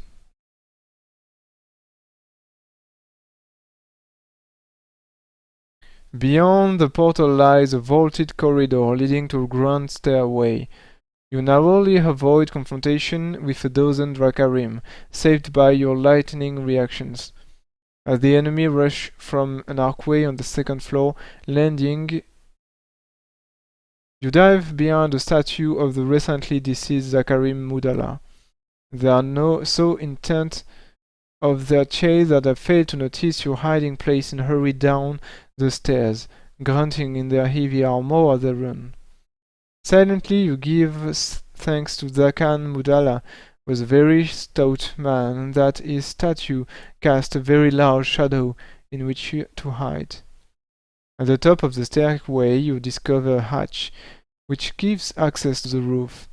You climb through it and follow a path to the sun-bleached tiles that wind in and out of the domes and turrets, eventually leading to a bell tower.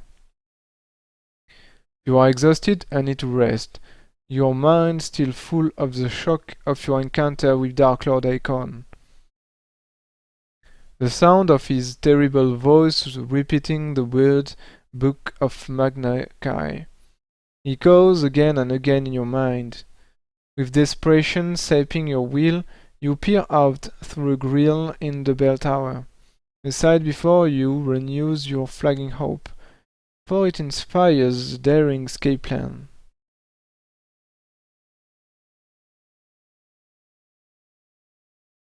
Below the bell tower you see a line of Iticar pens, each with its own circular landing platform. Iticar are a breed of huge black birds that nest in heiries high in the peaks of Dahir and Vaakar mountains. The Vasagonian have long since tamed these giants of the skies, using them as winged mounts for their army leaders, their scouts, couriers, envoys. An Iticar and rider swoop down out of the reddening sky and alight upon the platform nearest to the bell tower. Slaves hurl a rope to the rider, who in turn fixes it to a saddle ring before it jumps to the ground. The Iticar caws and beats its huge wings as it is slowly winched into the pen by a hidden capstan. The rider and the slaves leave the platform. There is now only one sentry, one on guard at the pen.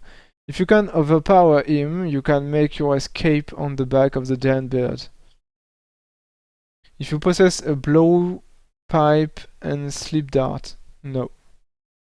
Don't have this item.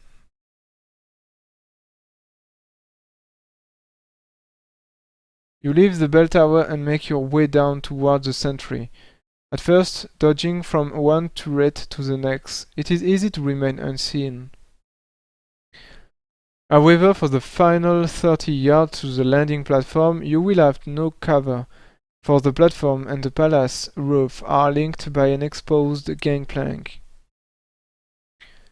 If you are to overpower the sentry, you must cross the gangplank undetected.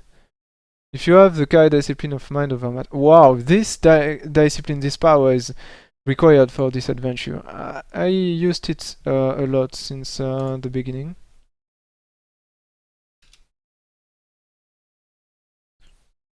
Focusing your skill on a money pouch that hangs from Sentry's belt, you concentrate on untying the leather thong that secures it.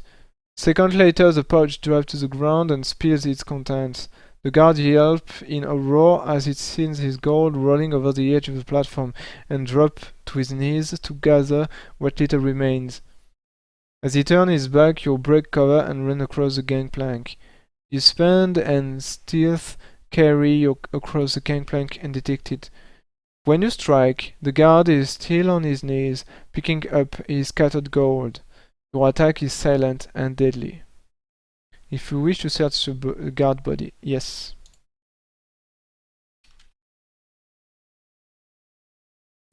You discover little of interest. 8 gold.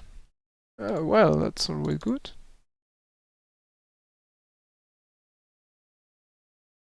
and a brass whistle on a chain around the guard neck. You may take this if you wish to remember the mark. Okay. Worn on chain around the neck.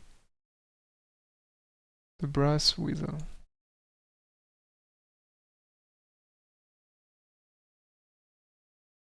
Suddenly, a noise alerts you to unwelcome company. Dracarim are rushing along the tiled pathway that leads to the pens.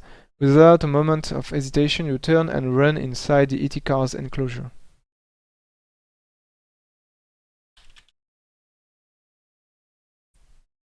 The great black bird beats its massive wings, cawing hoarsely through the domed pen.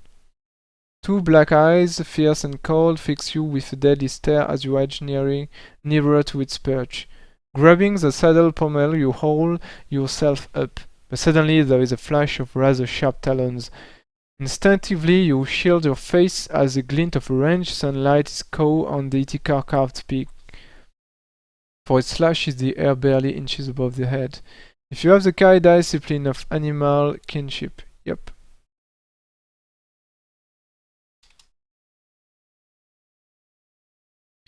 It can take many years for a rider to tame an Itikar, for by nature they are wild and malicious creatures. You use your Kai skill to communicate with giant bird, to assure it that you mean no harm. It fixes you with a cold, black stare, but you sense that it is no longer hostile.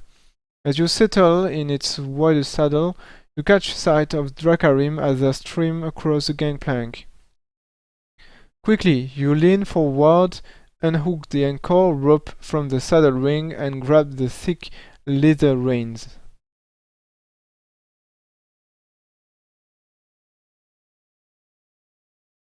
You are jerked backward in the saddle as the Itikar leaves its perch.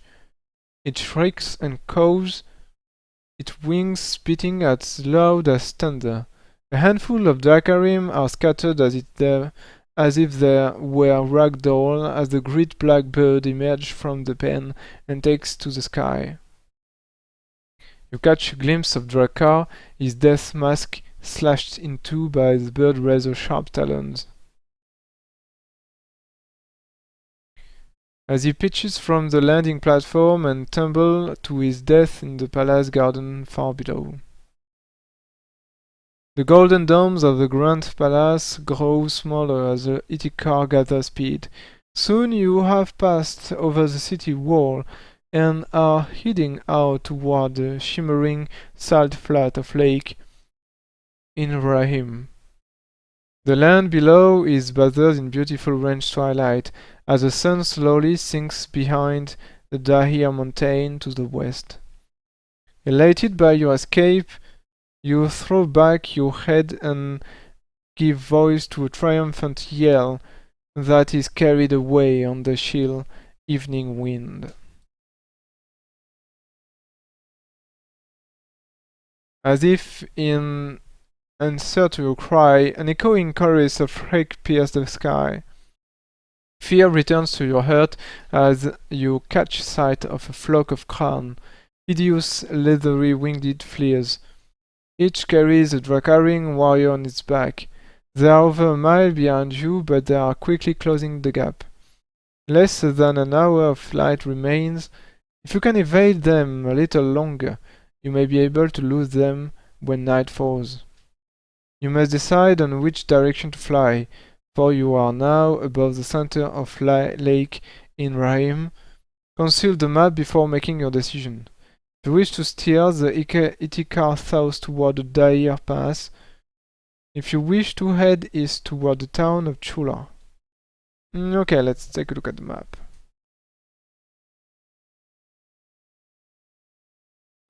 Chula or Dair Pass?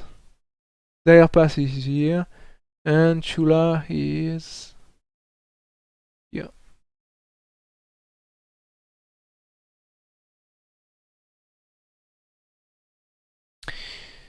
Well, let's remember what we got.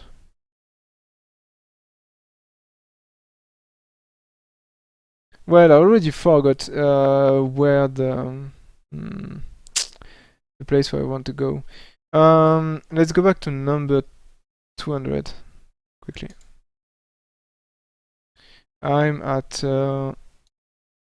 this one, okay. Action chart. Bad results. Where's it?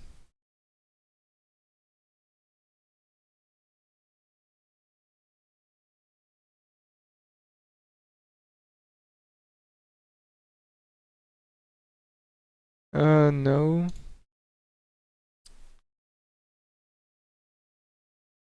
Part 1? Okay.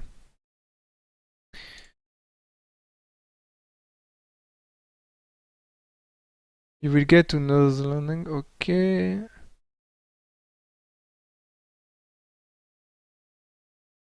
When you tell me why your servant defiled the tomb of Majan.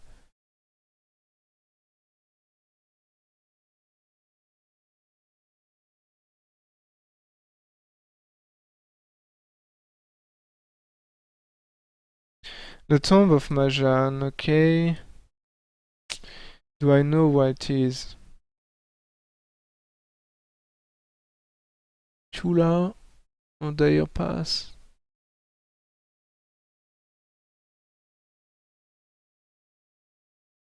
Well, I don't know where are the tomb. Dire Pass. I see nothing in Dire Pass. Maybe I can go this way to this city. Or this one. Let's go to Shula. Yeah. Okay.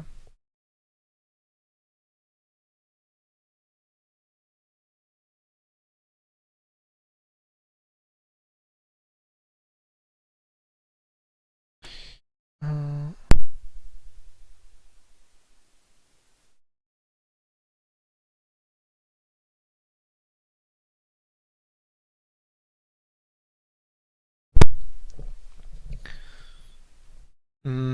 or maybe we have to go more south. Try a pass. I don't exactly know where we need to go.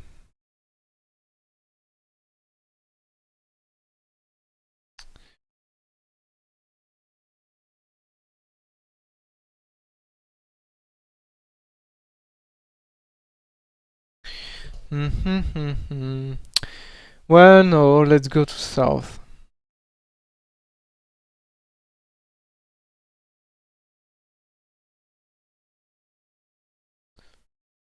A terrible shriek rings out above the rush of the wind. Filling your head with pain, you are being attacked by a powerful mind blast. Unless you possess the Kai discipline of Mind Shield. Yep. The ET car shudders and frantically twists its head from side to side as the shriek rings out again. You sense that the great bird is in agony, racked by a mind blast. As you glance over your shoulder, your stomach becomes gnawed by fear. The crane is swooping down to attack. On its back is your adversary, Vordark, one of the undead and hideous lieutenants of Dark Lords. As the crane strikes toward you, the Vordark spread his red-robed arm and leaped from the saddle. It lands behind you, astride the Iticar back. Its skeletal fingers sunk deep into your mount, feathered flesh. The shock of the impact thrown you forward, and the reins slip from your hand.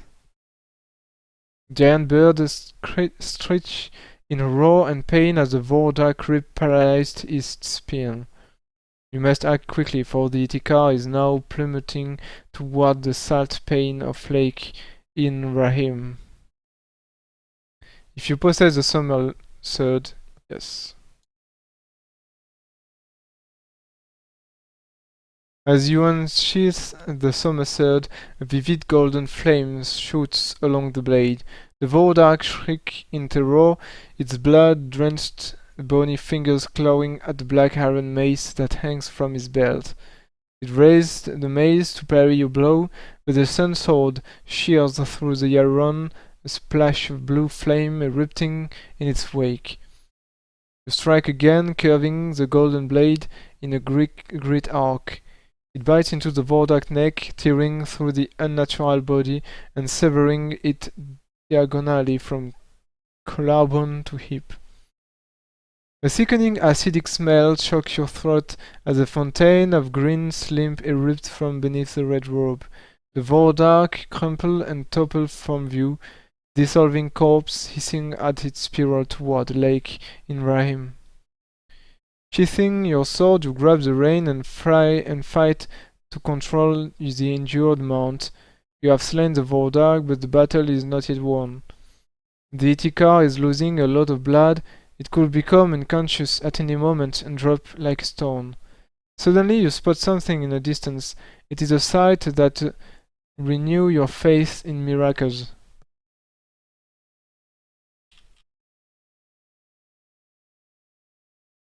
Emerging from a bank of cloud on the skyline is a flying ship. Whoa. It is a small craft, no bigger than a Noram river barge, with two triangular sails swept back either side of its curving prow. In the fading twilight you can make out a long pennant that flutters from its mast. A faint humming reaches your ears. Your first reaction is disbelief. What you are seeing must be a trick of the light of some fiendish illusion created by the Dark Lords. However, as the ship floats nearer, your sense tell you that it is indeed quite real. If you have been given a crystal star pendant, crystal star pendant.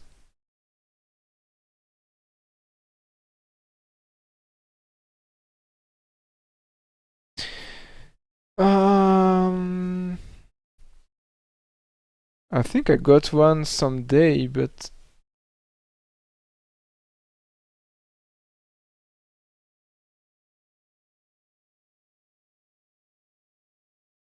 maybe I forgot to. I'm pretty sure I got one, but I don't have in my. Oh well.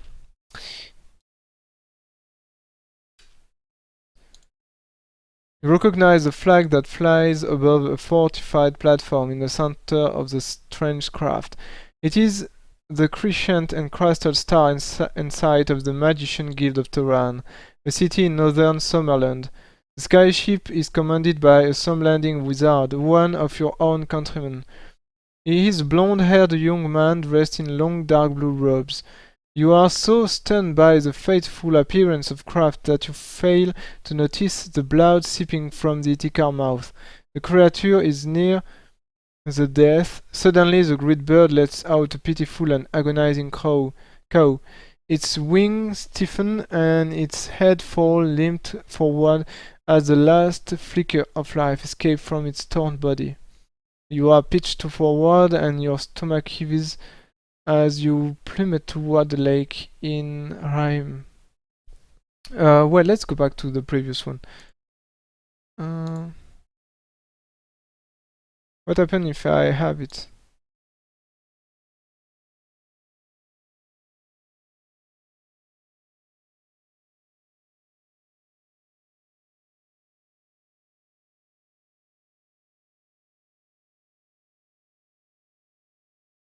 Well, no. Not someone I know. Okay, random number table 9. Oh, wow. I'm dead. Am I dead? Am I dead? Yes, you're dead. You tumble earthwards, blurred colors flashing before your eyes. The crown riders, the sky ship, and distant horizon all melt into a kaleidoscope of shapes. The last images you see before smashing into the hard and barren salt plain of Lake Inheim. Your life and the hopes of some land end here. Well, okay. Okay. So I'm dead.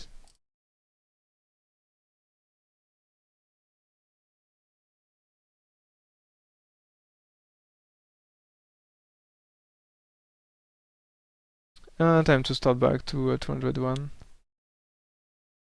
And so I think I lost my gold. I'm at 76. Inventory, I've got okay for that, and make code sash.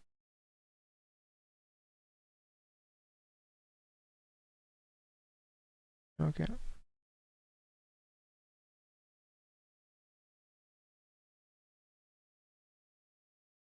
Okay, let's go back here. If you wish to fight this creature, if you wish to try to evade, let's try to evade this time.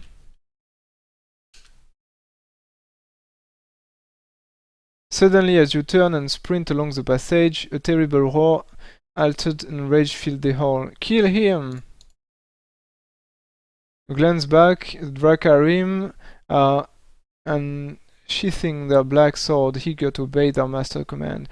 You race down some stairs through the silver archway and along a balcony that overlooks the lower palace. The Akataz is nearly upon you. You feel its fetid breath on your legs. Instinctively, you dodge aside at the very second it leaps.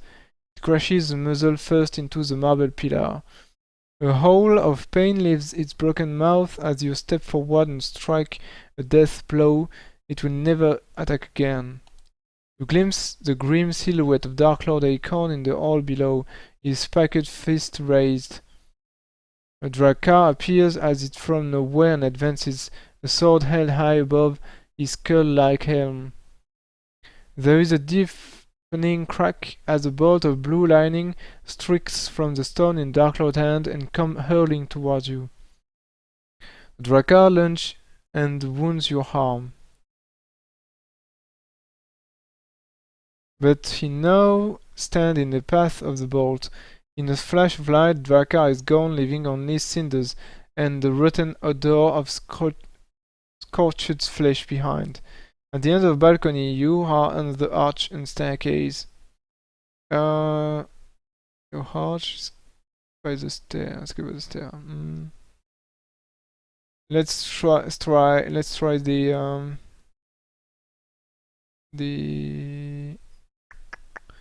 arch this time.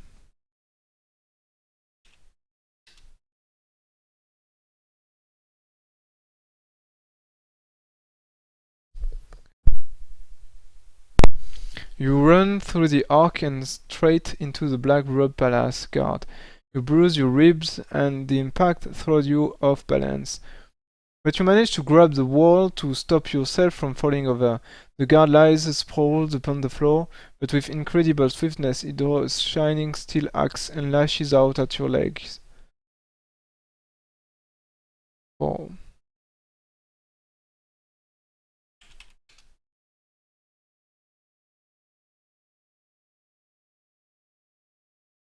The axe beats deeply into your calf, making you cry out in pain and surprise. Lose 3 hit points. However, before the guard can strike again, you lash out, sending the axe spinning from his hand. He holds the clattering broken fingers to his chest. Gritting your teeth, you hobble away toward an open door.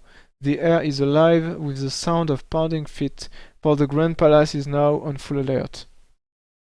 Both the Dracarim and the palace guard are bent on finding you. Their lives will be forfeit if they fail. Beyond the door, a bridge rises over an enclosed garden joining the palace to a needle-like tower of white marble. At the entrance of the bridge, narrow stairs disappear into the garden below. If you wish to cross the bridge and enter the tower, you should decide to descend the stair that leads to the garden below. Well, let's go full retard and go for the garden below. At the bottom of the stairs, a wooden door braced with iron blocks the entrance of the scented garden. Frantically, you twist the handle, but it does not open. The door is locked. Then a couple of palace guards appears on the bridge above. They see you and unsling their heavy crossbow. If you possess a copper key, if you do not possess this item, you can try to climb over the door. Alternatively, you can run back to... Okay. Copper key.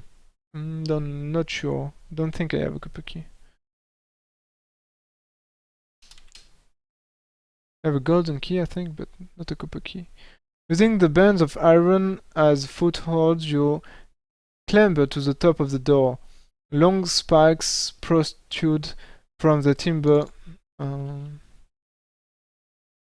think I'm at 23 maybe. Just as you're stepping over the spikes, the guard fires a crossbow.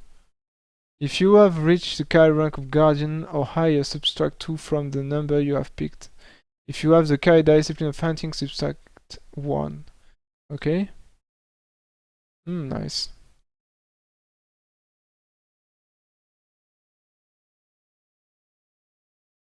You dive into the garden below, avoiding death by a fraction of a second. A crossbow bolt ricochet off the poison-tipped spikes and shoot into the air, the whine of their twisted metal shaft fading into the sky.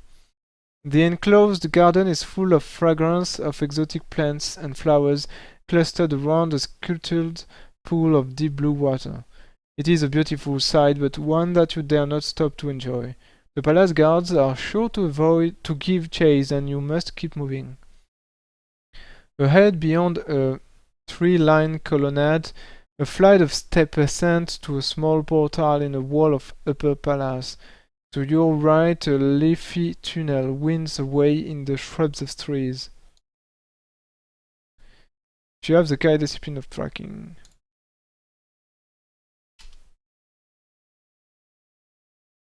Yukai's sense of tracking reveals that the winding path leads into the Zakan Arboretum, his cathedral of trees. The stairs to the portal lead to the private chamber in the upper palace, but you still cannot tell what the chamber contains.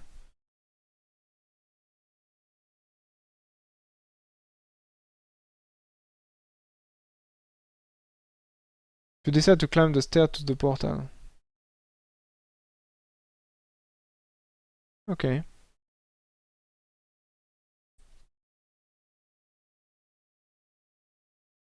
Beyond the portal lies a vaulted corridor leading to a grand stairway. You narrowly avoid confrontation with dozen Drakarim, saved by your lightning reactions. As the enemy rush from the archway on the second floor landing, you dive behind a statue. Okay, so I'm back here.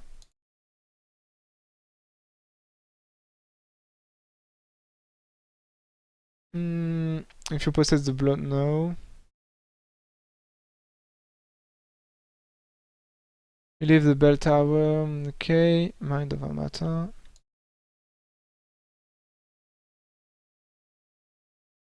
Search the body. Get some gold.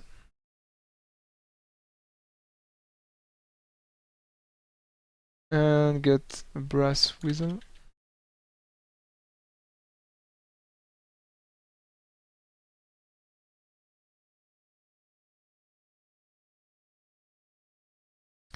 Animal kinship, yes. Then we go there.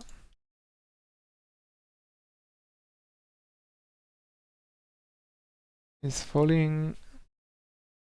Okay, so this choice again.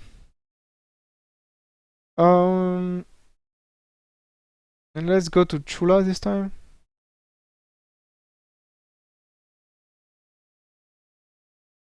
You can clearly see the main highway that links Chula to the capital.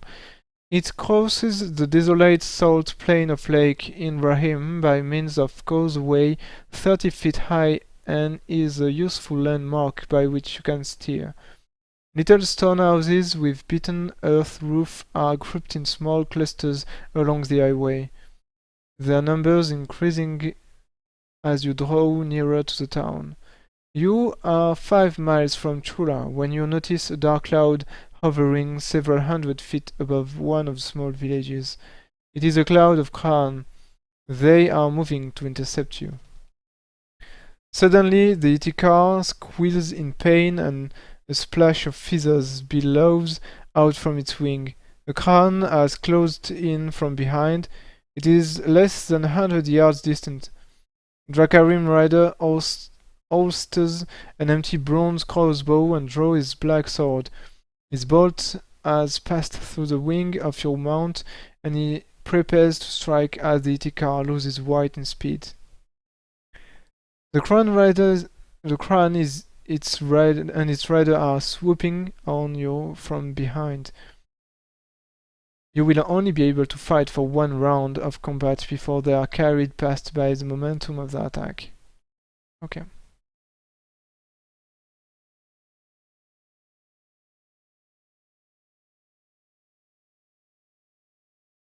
Well, he lost more than me.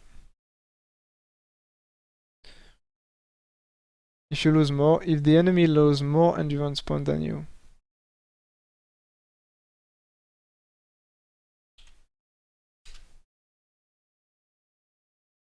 Your blow has opened a wide gash in both the Drakkar and his mount. The crown spins uncontrollably, discarding its black-clad rider as it spirals earthwards. With the terrible cries of the doomed Drakkar fading below, you wheel to the south to avoid being caught between the two converging squadrons of crown riders. The quick change of direction increases the distance between you and your pursuers, but the Itikar is badly wounded and you are close to despair. Your mount is losing so much blood that it could lapse into unconsciousness at any moment, dropping you like a stone onto Lake Hinraim. Suddenly you spot something in the distance. It is a sight that renews your faith in miracle.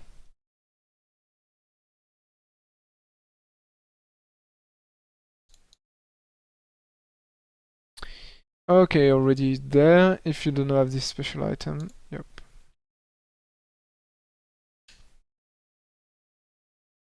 Pick number 8.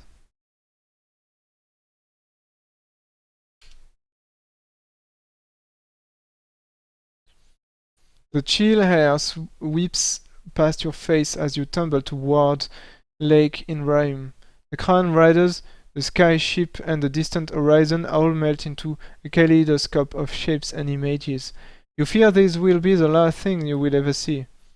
You have prepared yourself for death and feel calm and relaxed. Suddenly you feel your body engulfed by a mass of sticky fibers. There is a terrific jolt which leaves you breathless and stunned. The impossible is happening. You are no longer falling but rising. You have been caught by a net of sticky strands like a fly in a web.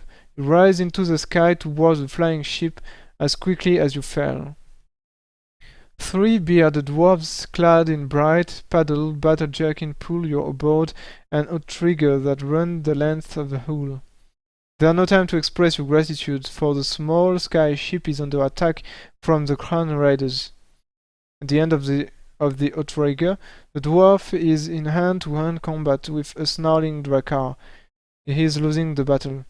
As you rush to help him, another of the evil warriors lands in the center of the craft, on top of the fortified platform. If you wish to leave from the outrigger out of the fortified platform, if you wish to help the dwarf. Yes, let's help the dwarf.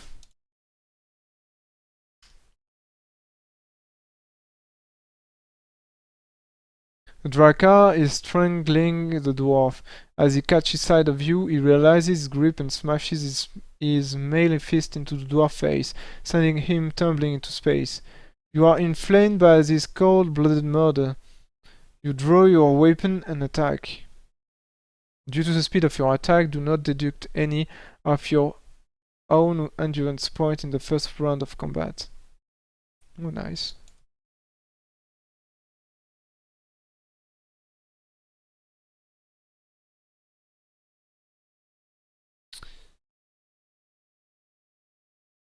Okay.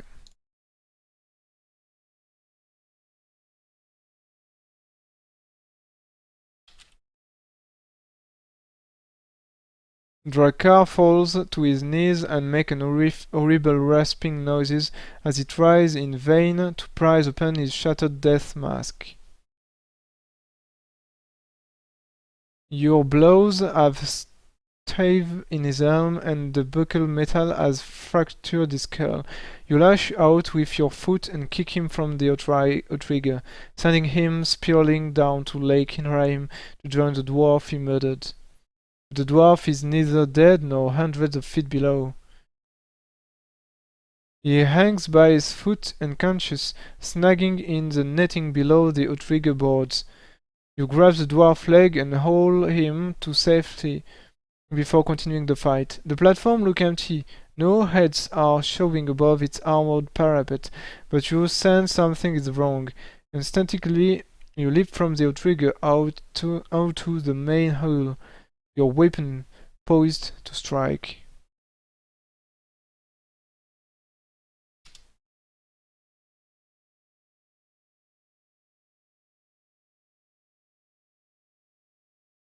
Ducking beneath the boom sail, you clamber onto the platform in time to witness a desperate struggle. The blonde-haired magician is pinned to the deck, his left arm skewered by a spear. With a staff in his right hand, he is trying to fend off dismounted Crown Rider. Drakkar senses your presence. He wheels round and draws a twisted black scimitar from his scabbard. If you win the fight, lasts 3 rounds of combat or less. Okay.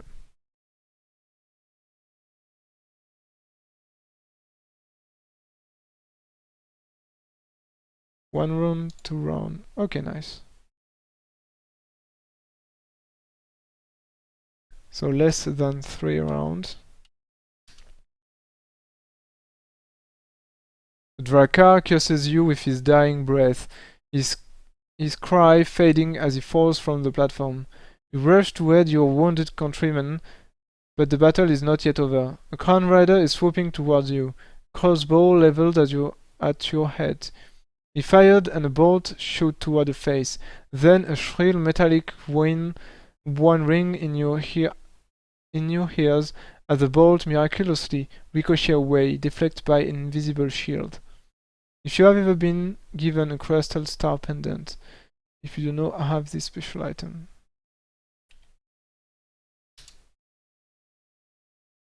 You see the young magician lower his staff, a trace of smile on his pain-racked face. Alas, I was too slow to shield myself, he says wryly, as you kneel at his side and fist the spear that pins him to the floor. The wound is serious, and you hastily staunch the bleeding with strips of cloth from his dark blue robes. The wizard then introduces himself.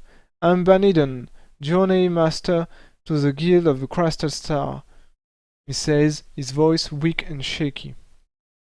However, you need not introduce yourself, Lone Wolf, for only you would attract such company this far from home. He glances at the Crown Riders swooping past the sky ship on every side. Help me to my feet. We must escape before they drag us from the sky. You support the wizard as he grasps the ship helm, a radiant crystal sphere with hundreds of glowing facets set upon a slim silver rod. No sooner has his hand closed around the crystal than there is a tremendous explosion.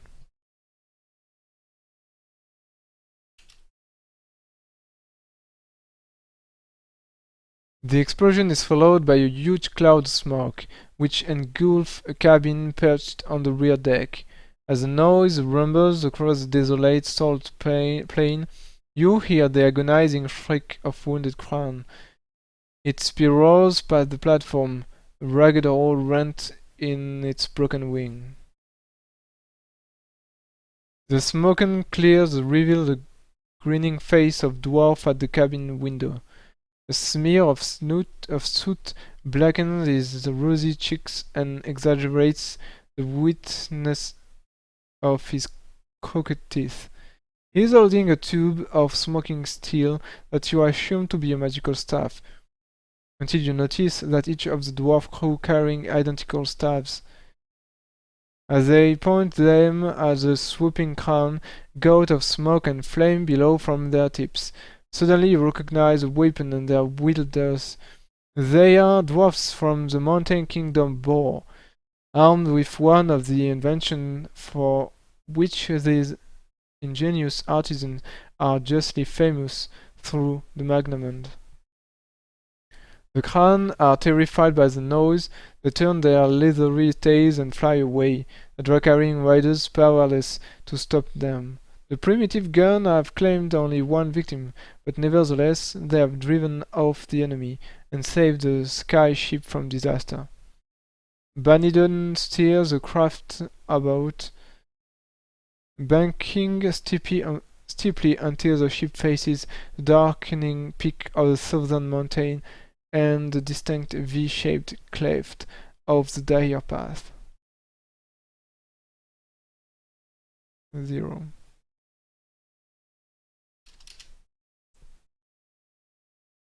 As you watch the Crown Rider disappear into the darkening sky, a roll of thunder rumbles across the plain from Barakish. The sound is threatening and full of broken menace, as if the city itself were cursing your escape. You turn away and focus your attention on Banidon, your unexpected rescuer. The makeshift band-aid that binds his wound is soaking with blood, and he looks pale and weak. If you have the Kai discipline of healing,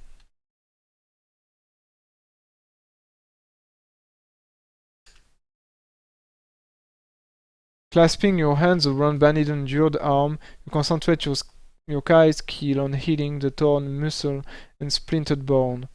The warmth of your healing power numbs the pain and repairs the internal damage sufficiently to be able to remove the blood-soaked strip of clothes.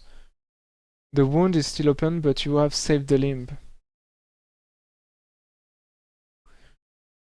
We'll help him now, Lone Wolf, shoots a strange voice. You are surprised by this bold claim and turn around to discover who has made it.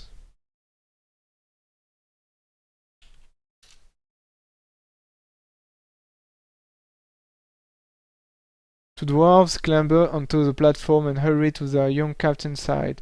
One flicks open a red velvet satchel strapped to his barrel-like chest and removes the glass vial and a clean linen bandage.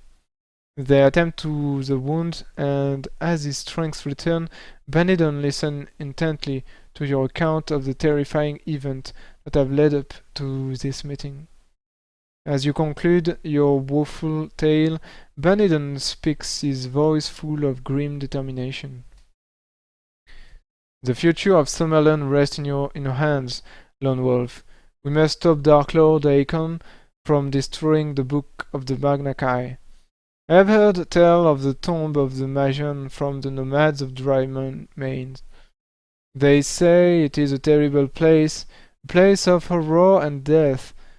For what little there is left to die there, it lies beyond the Dahir, near the oasis of Baal Lofton.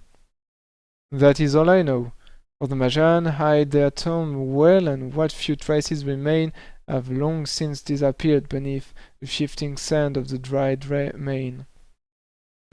Okay. Beyond the Drahir, near the oasis of Baal Lofton. Okay, let's see. Oasis of Baal Lofton.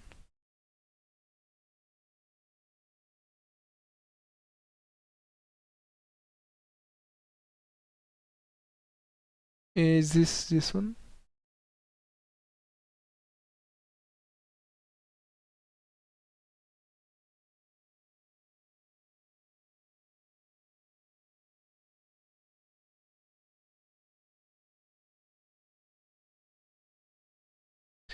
Yeah, I think that may be this one. Near the dry main.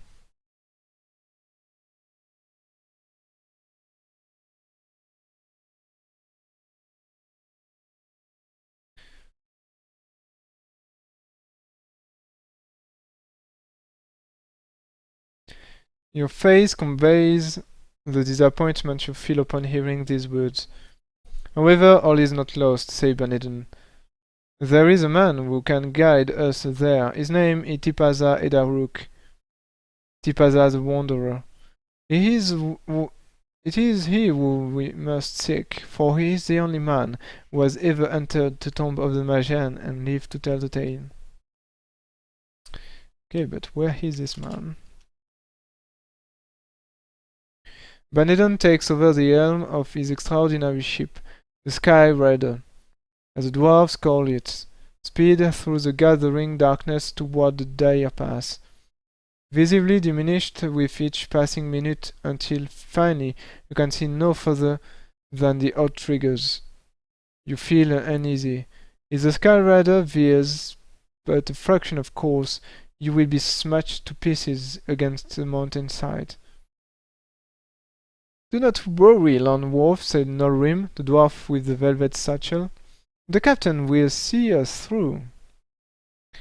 Banedon stands with his hand resting lightly on the glowing crystal, relaxing as if in trance.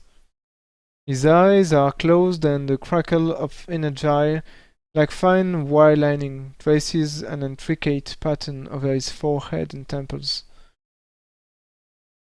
The dwarf leads you to the cabin at the rear of the craft, where the crew are excitedly recounting their victory over the Crown Riders. They are seated about the table cluttered with plates of steaming food and jugs of foaming ale. The rich smell of spiced meat and boar brew fills your nostrils, reminding you of how ravenously hungry you are. You make short work of the meal, meat and marrow placed before you. Restore 300 points. However, you are unsure about accepting a jug of ale. Boar brew is so strong that in many cities of Manamond it has been banned for fear of the havoc it can cause. Okay, I think it's time to do a new save.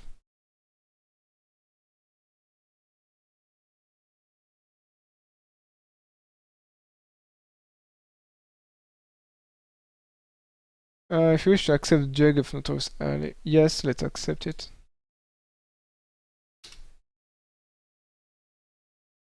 The ale is thick and creamy, with a taste like malted apples.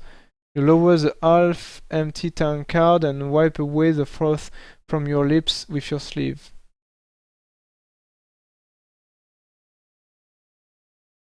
Zero. If your current endurance point is less than 15, no. Deduct 2 from the number. If your endurance point is total is above 25 at 2, if you have reached the Kai rank of Savant at 3. If your total score is now below, yep.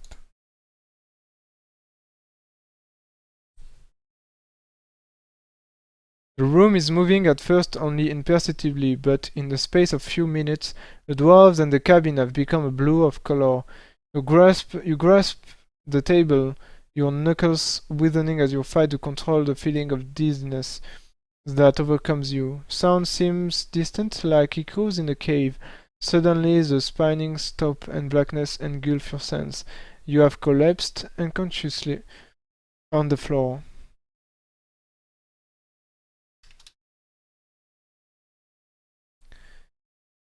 Shortly after dawn the following day, you wake with a splitting headache.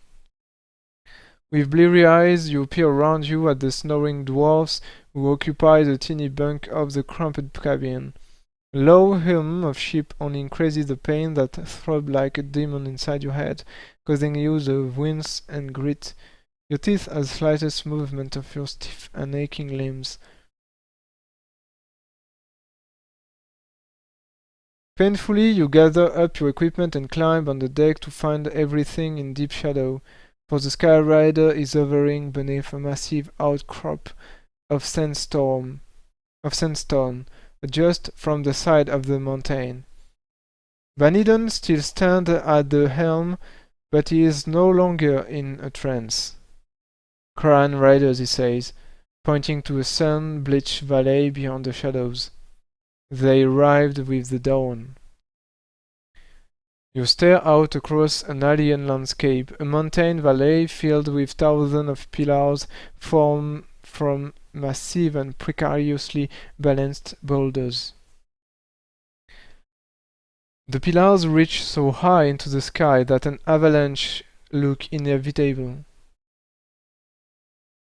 The Vassagonians call this place The coos, the needles, perched upon two of these huge rocky columns, are crowned, their Dracarim riders scouring the valley with telescopes. An hour passes before they take to the sky and disappear. Trim to the boom sail, Bunsen Nolrim, ordered Banidon, his voice barely audible above the increasing hum of the Sky Rider. We've fast to run ahead. If you possess the black crystal cube, no. If you do not have this special item.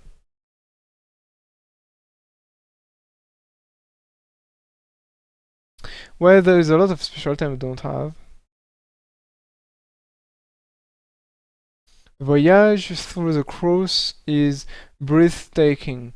The Sky Rider glides between the tower of rock and rises from the valley floor with fantastic and unearthly grandeur.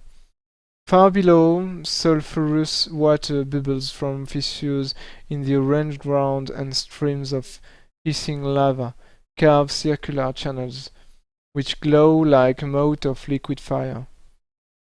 You watch the sky, but there are no signs of enemy. Icarish, said Banedon pensively, the eagle's lair. That is where we will find Tipaza, the wanderer. It is the place of his birth and the home of his family. He roams the dry main, but he always returns to Icarish. It is late afternoon when you reach the hill beyond the coast that overlooks the town of Icarish. Banedon moves the Sky Riders to a pinnacle of stone, and a rope ladder is lowered to the ground. It has been decided that you and he will enter Icarish on foot and locate Tipaza, while Nolrim and the crew wait in hiding for your return. The sight of the Sky Rider hovering above the mountain town will be sure to rouse unwanted interest in your arrival. You and Banedon prepare yourselves for your mission by staining your skin with brown copala berries and dressing in the grey and white robe commonly worn by the mountain people of this region. You bid farewell to Nolrim and set off across the barren hill.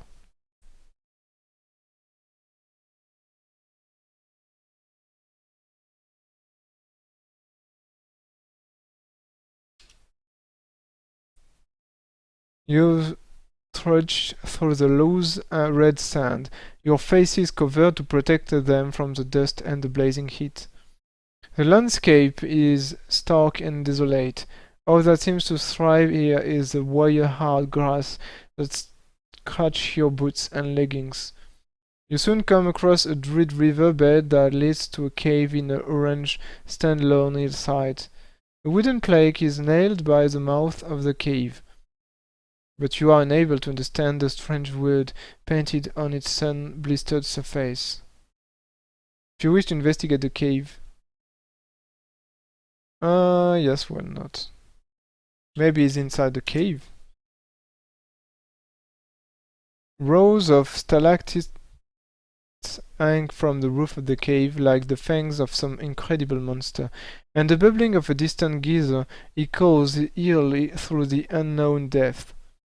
You begin to explore and eventually reach a place where a natural bridge of rock arcs over a steaming course of water, red with ore. Huddled beneath the bridge is a pathetic figure, its body bent and emaciated. A tattered blanket covers his face, and in his withered hand he clutched a crude fishing rod.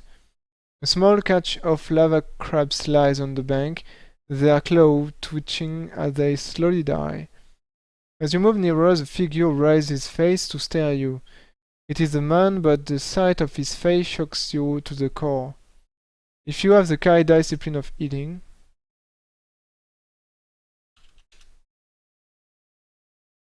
the old man's face is a mask of putrescent green sores. The pupils of his eyes are yellow and his raggedy green lips hang in tatters. He suffers from vacillus, an infectious disease that rots the skin and attacks the nerves, resulting in hideous mutilation and deformity. He had been cast from his community, banished to this cave where he must eke out his last few years of life in misery and solitude. Okay, just a second. I think I need to update my save code.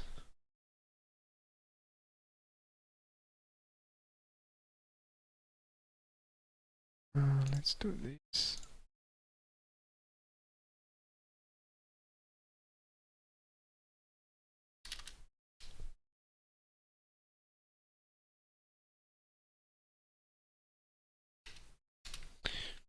I have now 84. I have a brass whistle.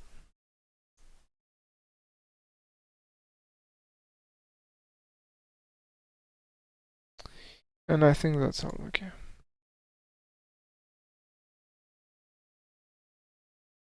If you possess some OED herb and wish to give it to the poor Vaxeller. Yes.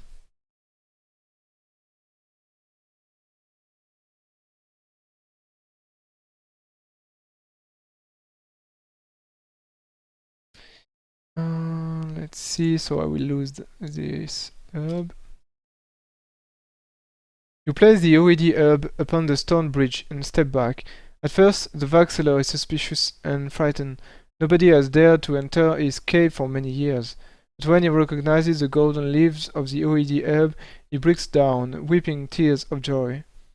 May the merchant bless you, may you live in eternal peace, cries his feeble voice brimming over with emotion. How can I ever repay this kindness? If you wish to question the Vaxeller about Tipaza the Wanderer, yes.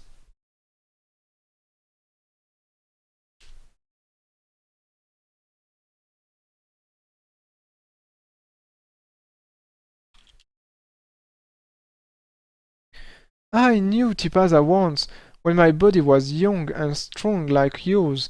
We fought the Lakuri pirates at Samiz, and voyaged to a distant land where ice and snow lay thick underground, and the sun had not the power to melt them.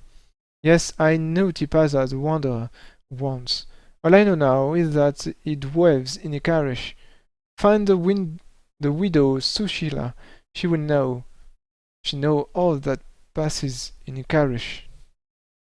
Okay, we have to find the widow Sushila.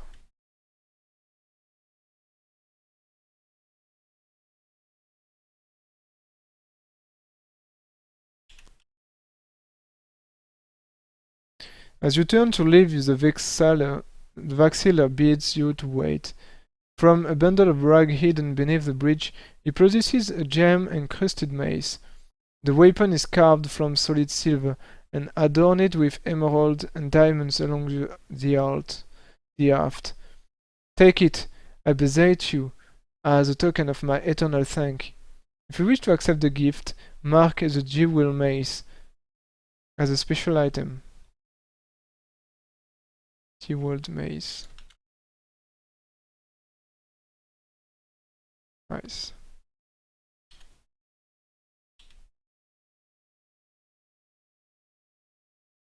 Once outside the cave, you and Banidon waste no time in pressing on towards Ikaresh. As you near the outskirts of the town, you pass a small round hut where a goat is eating from manga near the door. A man appears in the darkened doorway and bids you welcome. He touches his forehead in a salute of friendship and invites you to enter his humble home. If you have the Kai discipline of Sixth Sense,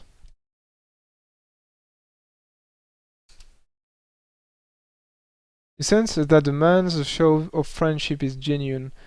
He may be able to help you find Tipaza the Wanderer if you accept his hospitality. If you wish to enter the home, okay.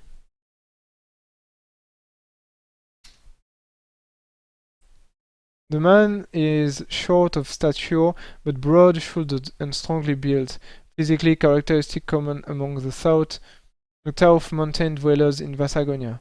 He pulls a cork from a bottle of lime green wine and pours 3 large measures into earthenware cup. Korsha! He exclaimed, and downed the wine in one swift gulp. If you wish to follow his example.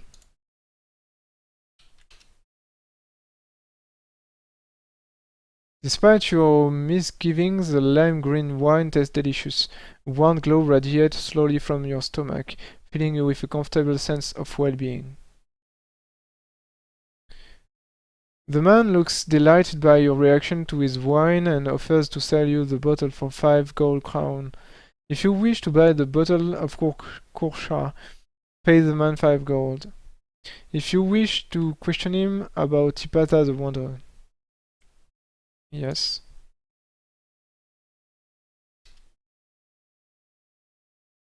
Ah, Tipasa, I reply thoughtfully.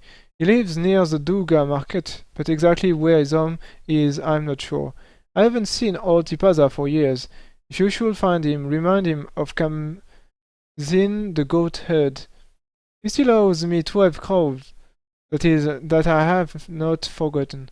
You thank the goat herd for his help and bid him farewell before continuing your trek to Ikaresh.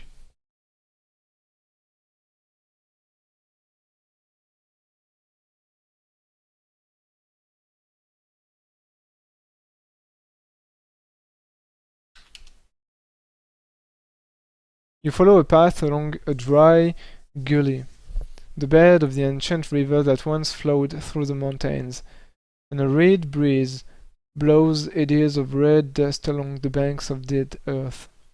The white walled building of Ikaresh suddenly appear, and as the dust settles, you find yourself standing in a small square close to the open archway of the town's east gate. Perched upon a tall basalt monolith in the center of the square is an eagle, the emblem of this mountain town, cast in bronze. 3 bronze arrows are held in its beak, each indicating an exit from the square. If you wish to go north toward the Duga market, if you wish to go west toward the main square, if you wish to go along the avenue of eagles. Well, let's go to the Duga market since we were told that his house is near. 40 paces along the street is a barrack, a long whitewashed building with ugly square windows. A soldier sits dozing in the evening sun with his spear resting across his lap. Some children are tossing a hollowed out La Numa fruit at him, trying to catch them upon the tip of his spear. Opposite the barrack is a tavern with a line of saddle dugas tied to a rail near the main door. The braying of these sand horses revolves the sound of revelry drifting from the tavern door. If you wish to enter the tavern, if you wish to continue along the street. Yes, let's continue along the street. You pass under an arch where 2 brass-gilded conical towers gleam like gold and enter a marketplace crowded with squabbling merchants.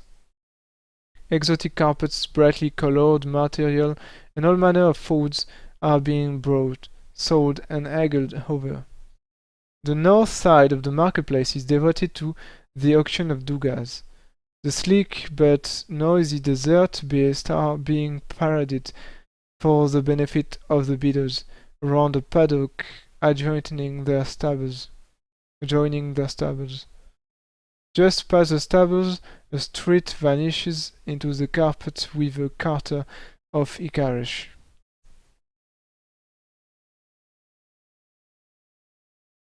If you wish to ask one of the merchants if they know where Tipasa lives.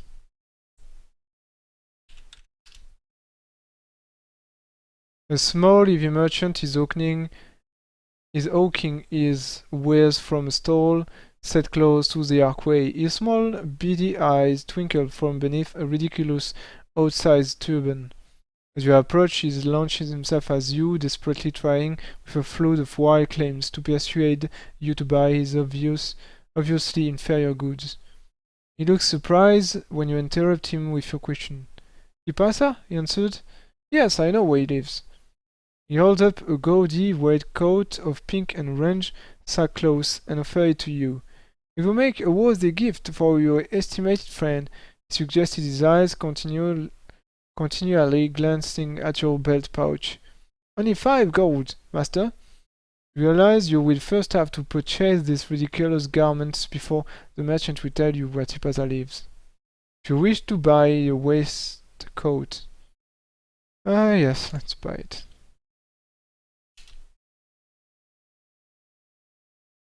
The merchant's face beams with joy as he pockets your gold. Deduct it from. Okay. The first alley on the left past the stables. He say, he lives in the house with the blue door. Okay.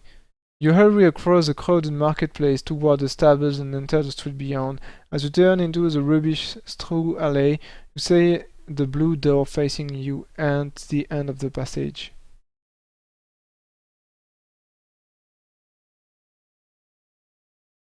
There is no reply to your first knock.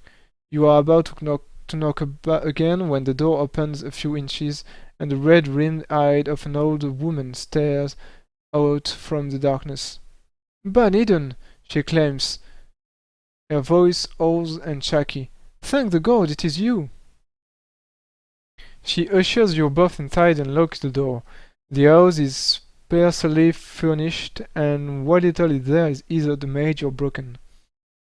"They have taken him, Baniden. They have taken my husband. The men with the faces of the dead.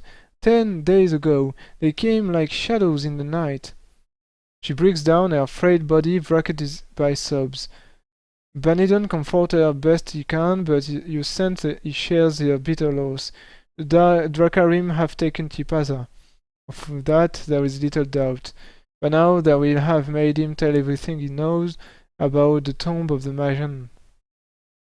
"We will find him, I promise," says Baniden, wiping the tears from the old woman's face. "But you must try to help us if you can. Tipasa always kept a diary of his travel. Do you have it still?" A flicker of hope shines in the old woman's eyes. "Yes, it is here. He told me to hide it when the evil man came for me." She kneels at an empty fireplace and prizes a loose brick from the chimney. A leather-bound book drops from its hiding place into her hand. She gives it to Baniden, who studies the yellowed pages. His face lined in thought. You notice that the book is full of cryptic symbols, numbers, and pictograms. "They are drawn by night stars," said Baniden, tracing his finger along the astronomical drawings. "They hold the secret, I know, but without my star charts we cannot hope to find the tomb.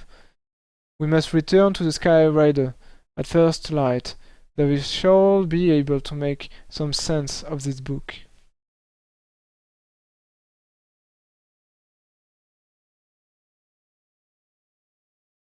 You have little sleep that night as you lie thinking about the quest that lies before you, haunted by the fear that the Dirk Lords may already have found the book of the Magna Chi.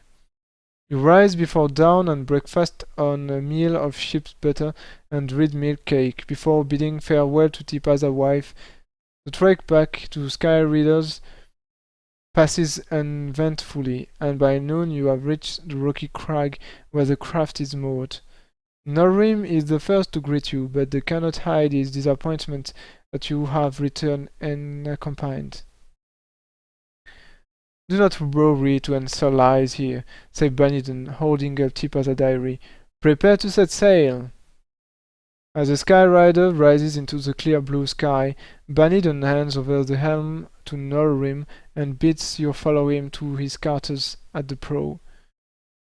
For 3 hours he pores over his charts, making calculations, checking instrument readings, and racking his brain to the solution that will pinpoint the tomb of the Majan. "It's no use," he says, tired and exasperated. "I cannot fathom these numbers." As you peer at the pages of Tipa's diary, you suddenly realize that they are written in code. What Banidon had assumed to be position of star in a code to 3 numbers that gives a precise location of the tomb. Consult the map to help you discover the location of the tomb of the Majan. The first of the 3 numbers is equal to the number of oases on the trail between Ikaresh and Bir Brabalu.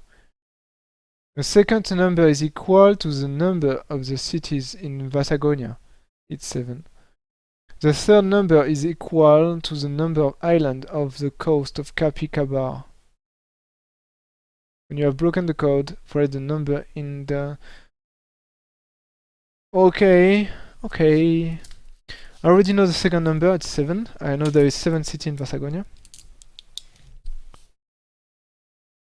The first one is the number of oases on the trail between Ikaresh and Bir Rabalu.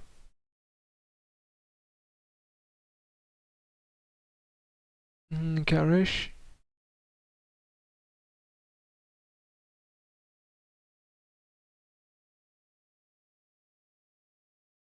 And Bir Rabalu. Bir Rabalu.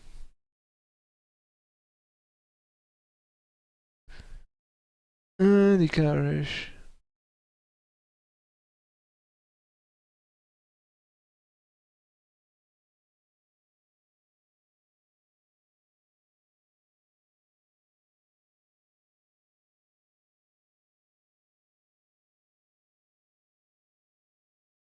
Ikaresh. 1, 2, 3. Okay, 3. And last one. Third number is equal to the number of islands off the coast of Capicabara.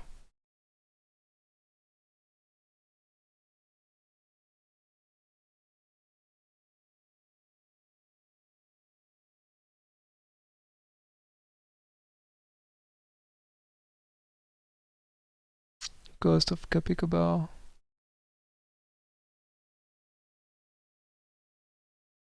Capicabara. 3. So 3, 7, 3. Let's see.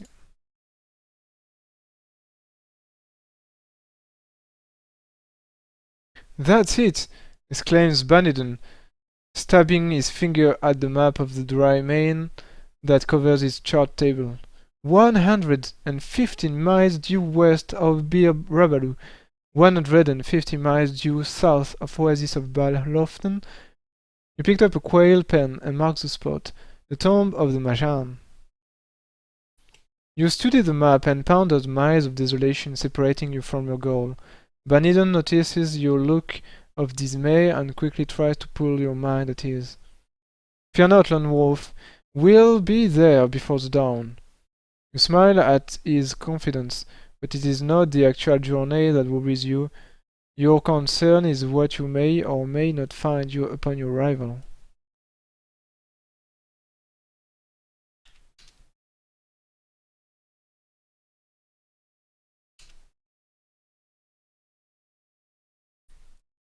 Dawn is breaking on the horizon of a low hill, blurred and dotted with small toothed trees.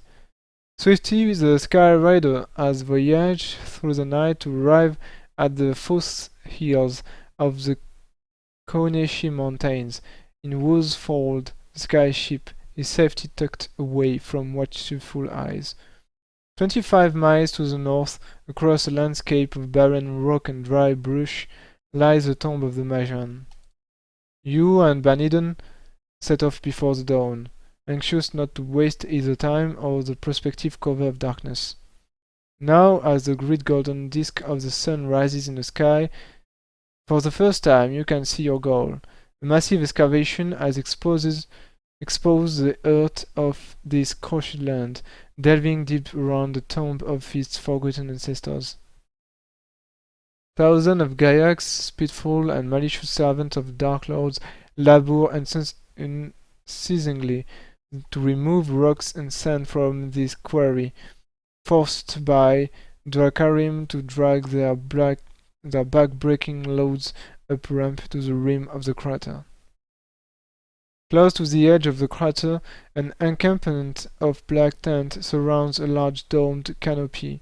Lying in the shade of this construction is a huge flying creature, an imperial Zelen beast. Its presence here can only mean one thing. Dark Lord Akon has arrived. Thou chills your blood, but you draw comfort from the labor of his slaves. That they continue to labor is a sign that their mission has yet to be completed. The book of the Magna Chi has yet to be found. It is impossible to approach the crater unseen.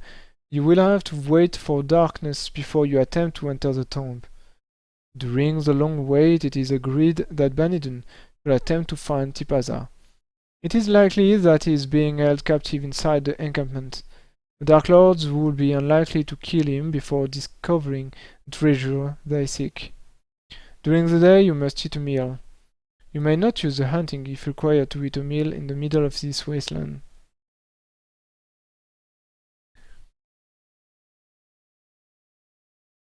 Okay.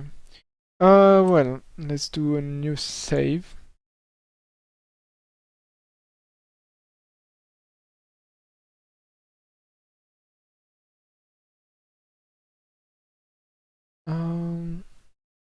See.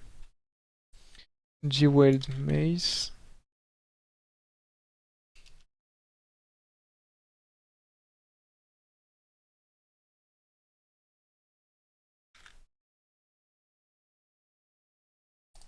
Um,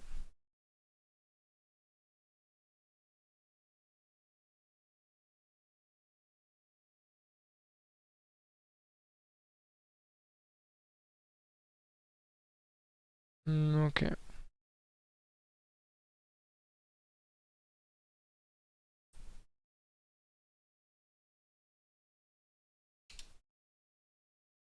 Well, that's quite a long run since the beginning.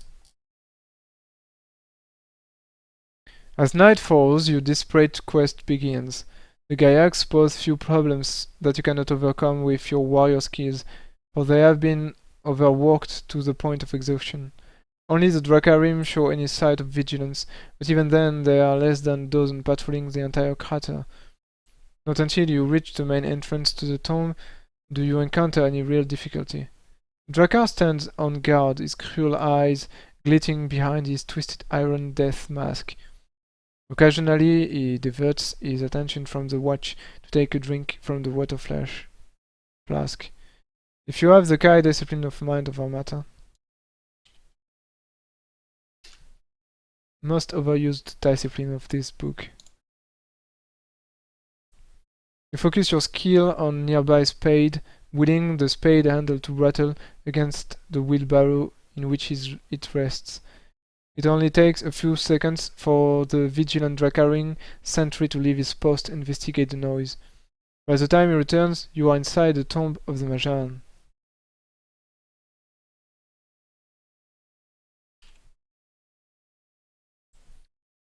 As far as the eye can see, a long, straight sandstone corridor slopes away into the distance.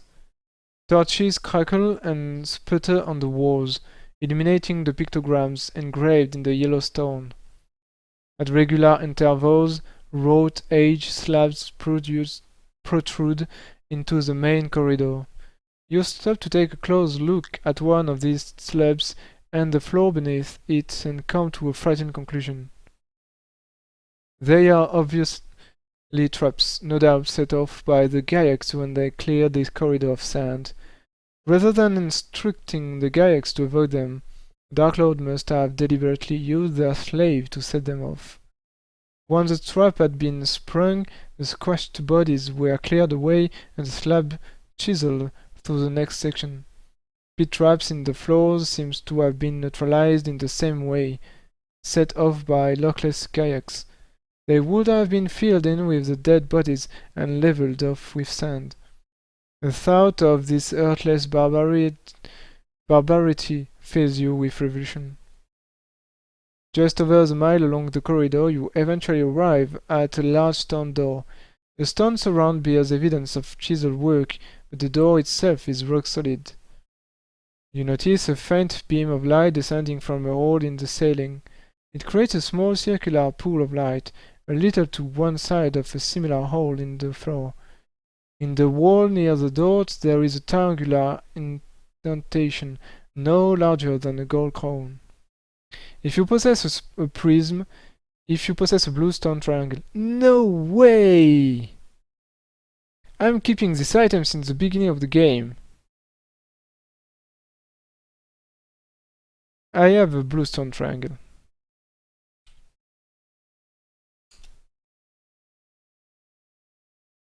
You remove your blue stone triangle from around your neck and press it into the indentation in the wall. It is a perfect fit. You hear the sound of stone grating on stone and the door slowly opens to reveal a chamber. It is dimly lit, but you see that the thick dust on his marble floor is covered with innumerable footprints. As you enter, you catch sight of a wrought stone throne, facing the wall on the far side of the chamber. Behind you, the stone door slides shut with unnerving speed.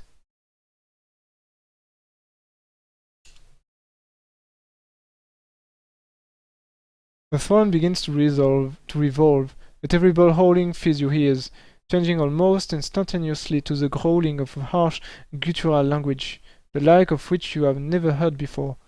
Words and sound that the mouth of man could never be shaped to speak roll through the chamber like thunder. It is the dark tongue, spoken by Hakon, Lord of Arnak, Dark Lord of Helgedad. He rises from the throne, the ghastly voice still echoing from his unnatural mouth. A spiked fist opened to reveal a glowing stone. Blue flame smolders around its surface, and you can feel the current of power radiate from its core. Suddenly, his words change, and you hear a tongue you know so well, some landing. Look on your doom, Kai Lord! There is a deafening crack, a surge of power, and a fireball of blue flame hurtles toward your head. Oh, he saw me. If you possess the summer sword. Yes. Time for an epic battle. You raise your golden sword just in time to deflect the bolt of raw energy. It screamed from your blade and exploded into a chamber wall, gouging a hole several feet deep in the still hard rock. The impact jarred the summer sword from your hand. The blade arced through the dust-choked air and embedded itself upright in the stone floor. You roll across the floor and take cover behind the pillars. Your doom, Kai Lord, spits Hakon, is but seconds away.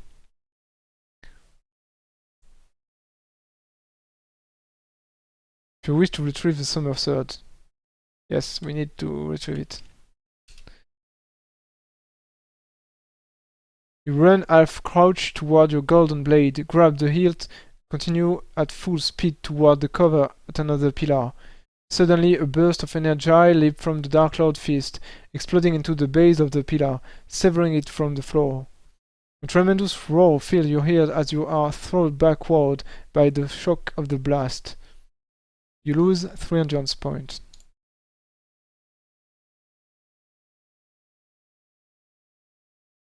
Hakon low rises above the crash of falling stone until your head is filled with an agonizing pain. If you have the Kai discipline of Mind Shield.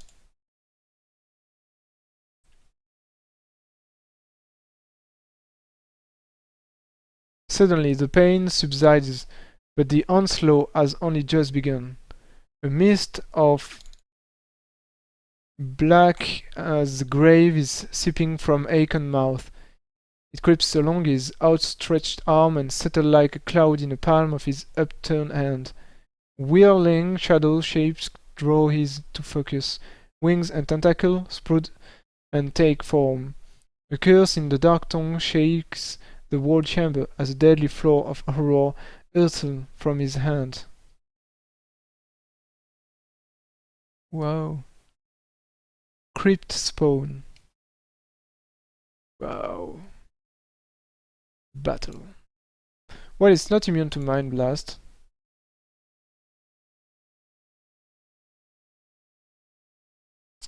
but it has a lot of health. Wow! Totally destroyed.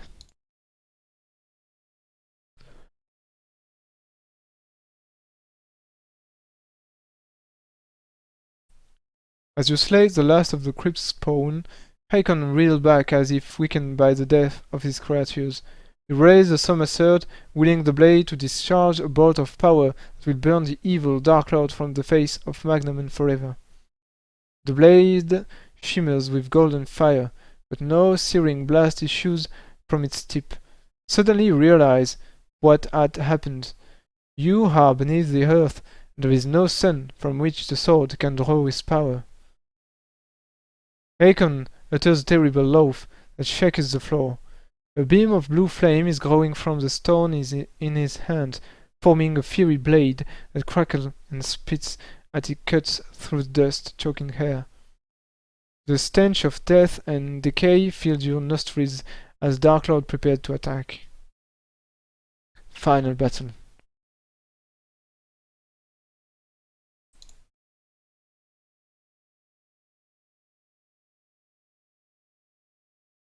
Well, let's say he's immune against Mind Blast, even if it's not noted into this chapter. I think he's immune. That's pretty obvious. He's a Dark Lord, after all.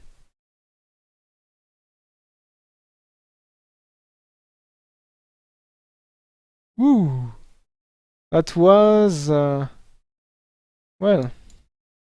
close fight.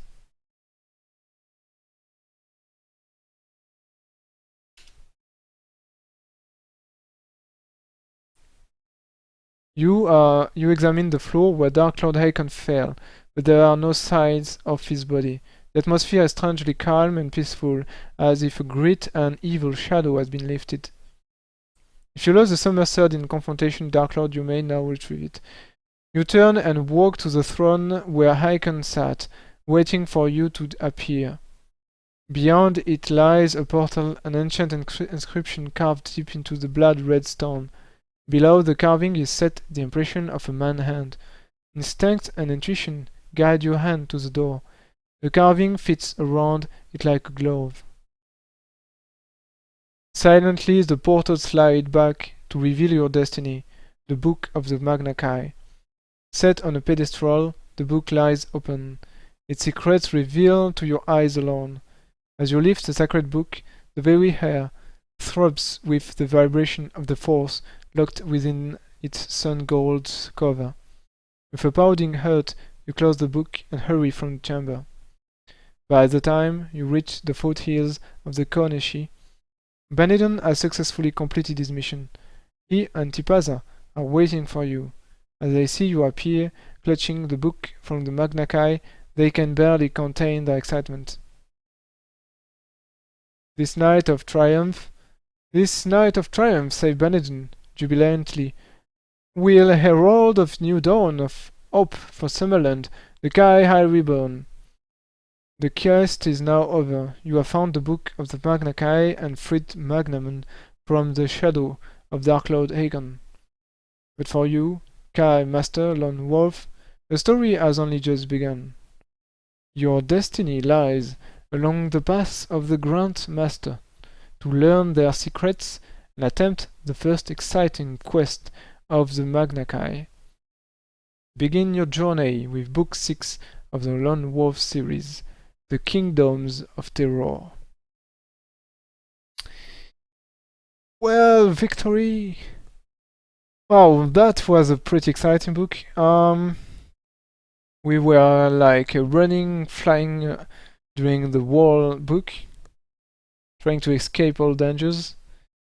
And at the end, we managed to fight Dark Lords, managed to kill him in some epic battle where Lone Wolf almost died. So that was one of the best book, I think. And in the next one, I will, for the first time, be, I think, a Magna Chi. So in the next book, we have some new powers. So that will be very interesting. New choice and new powers. whole new adventures. So I hope you enjoyed the video and the cast. So let's see you. Bye.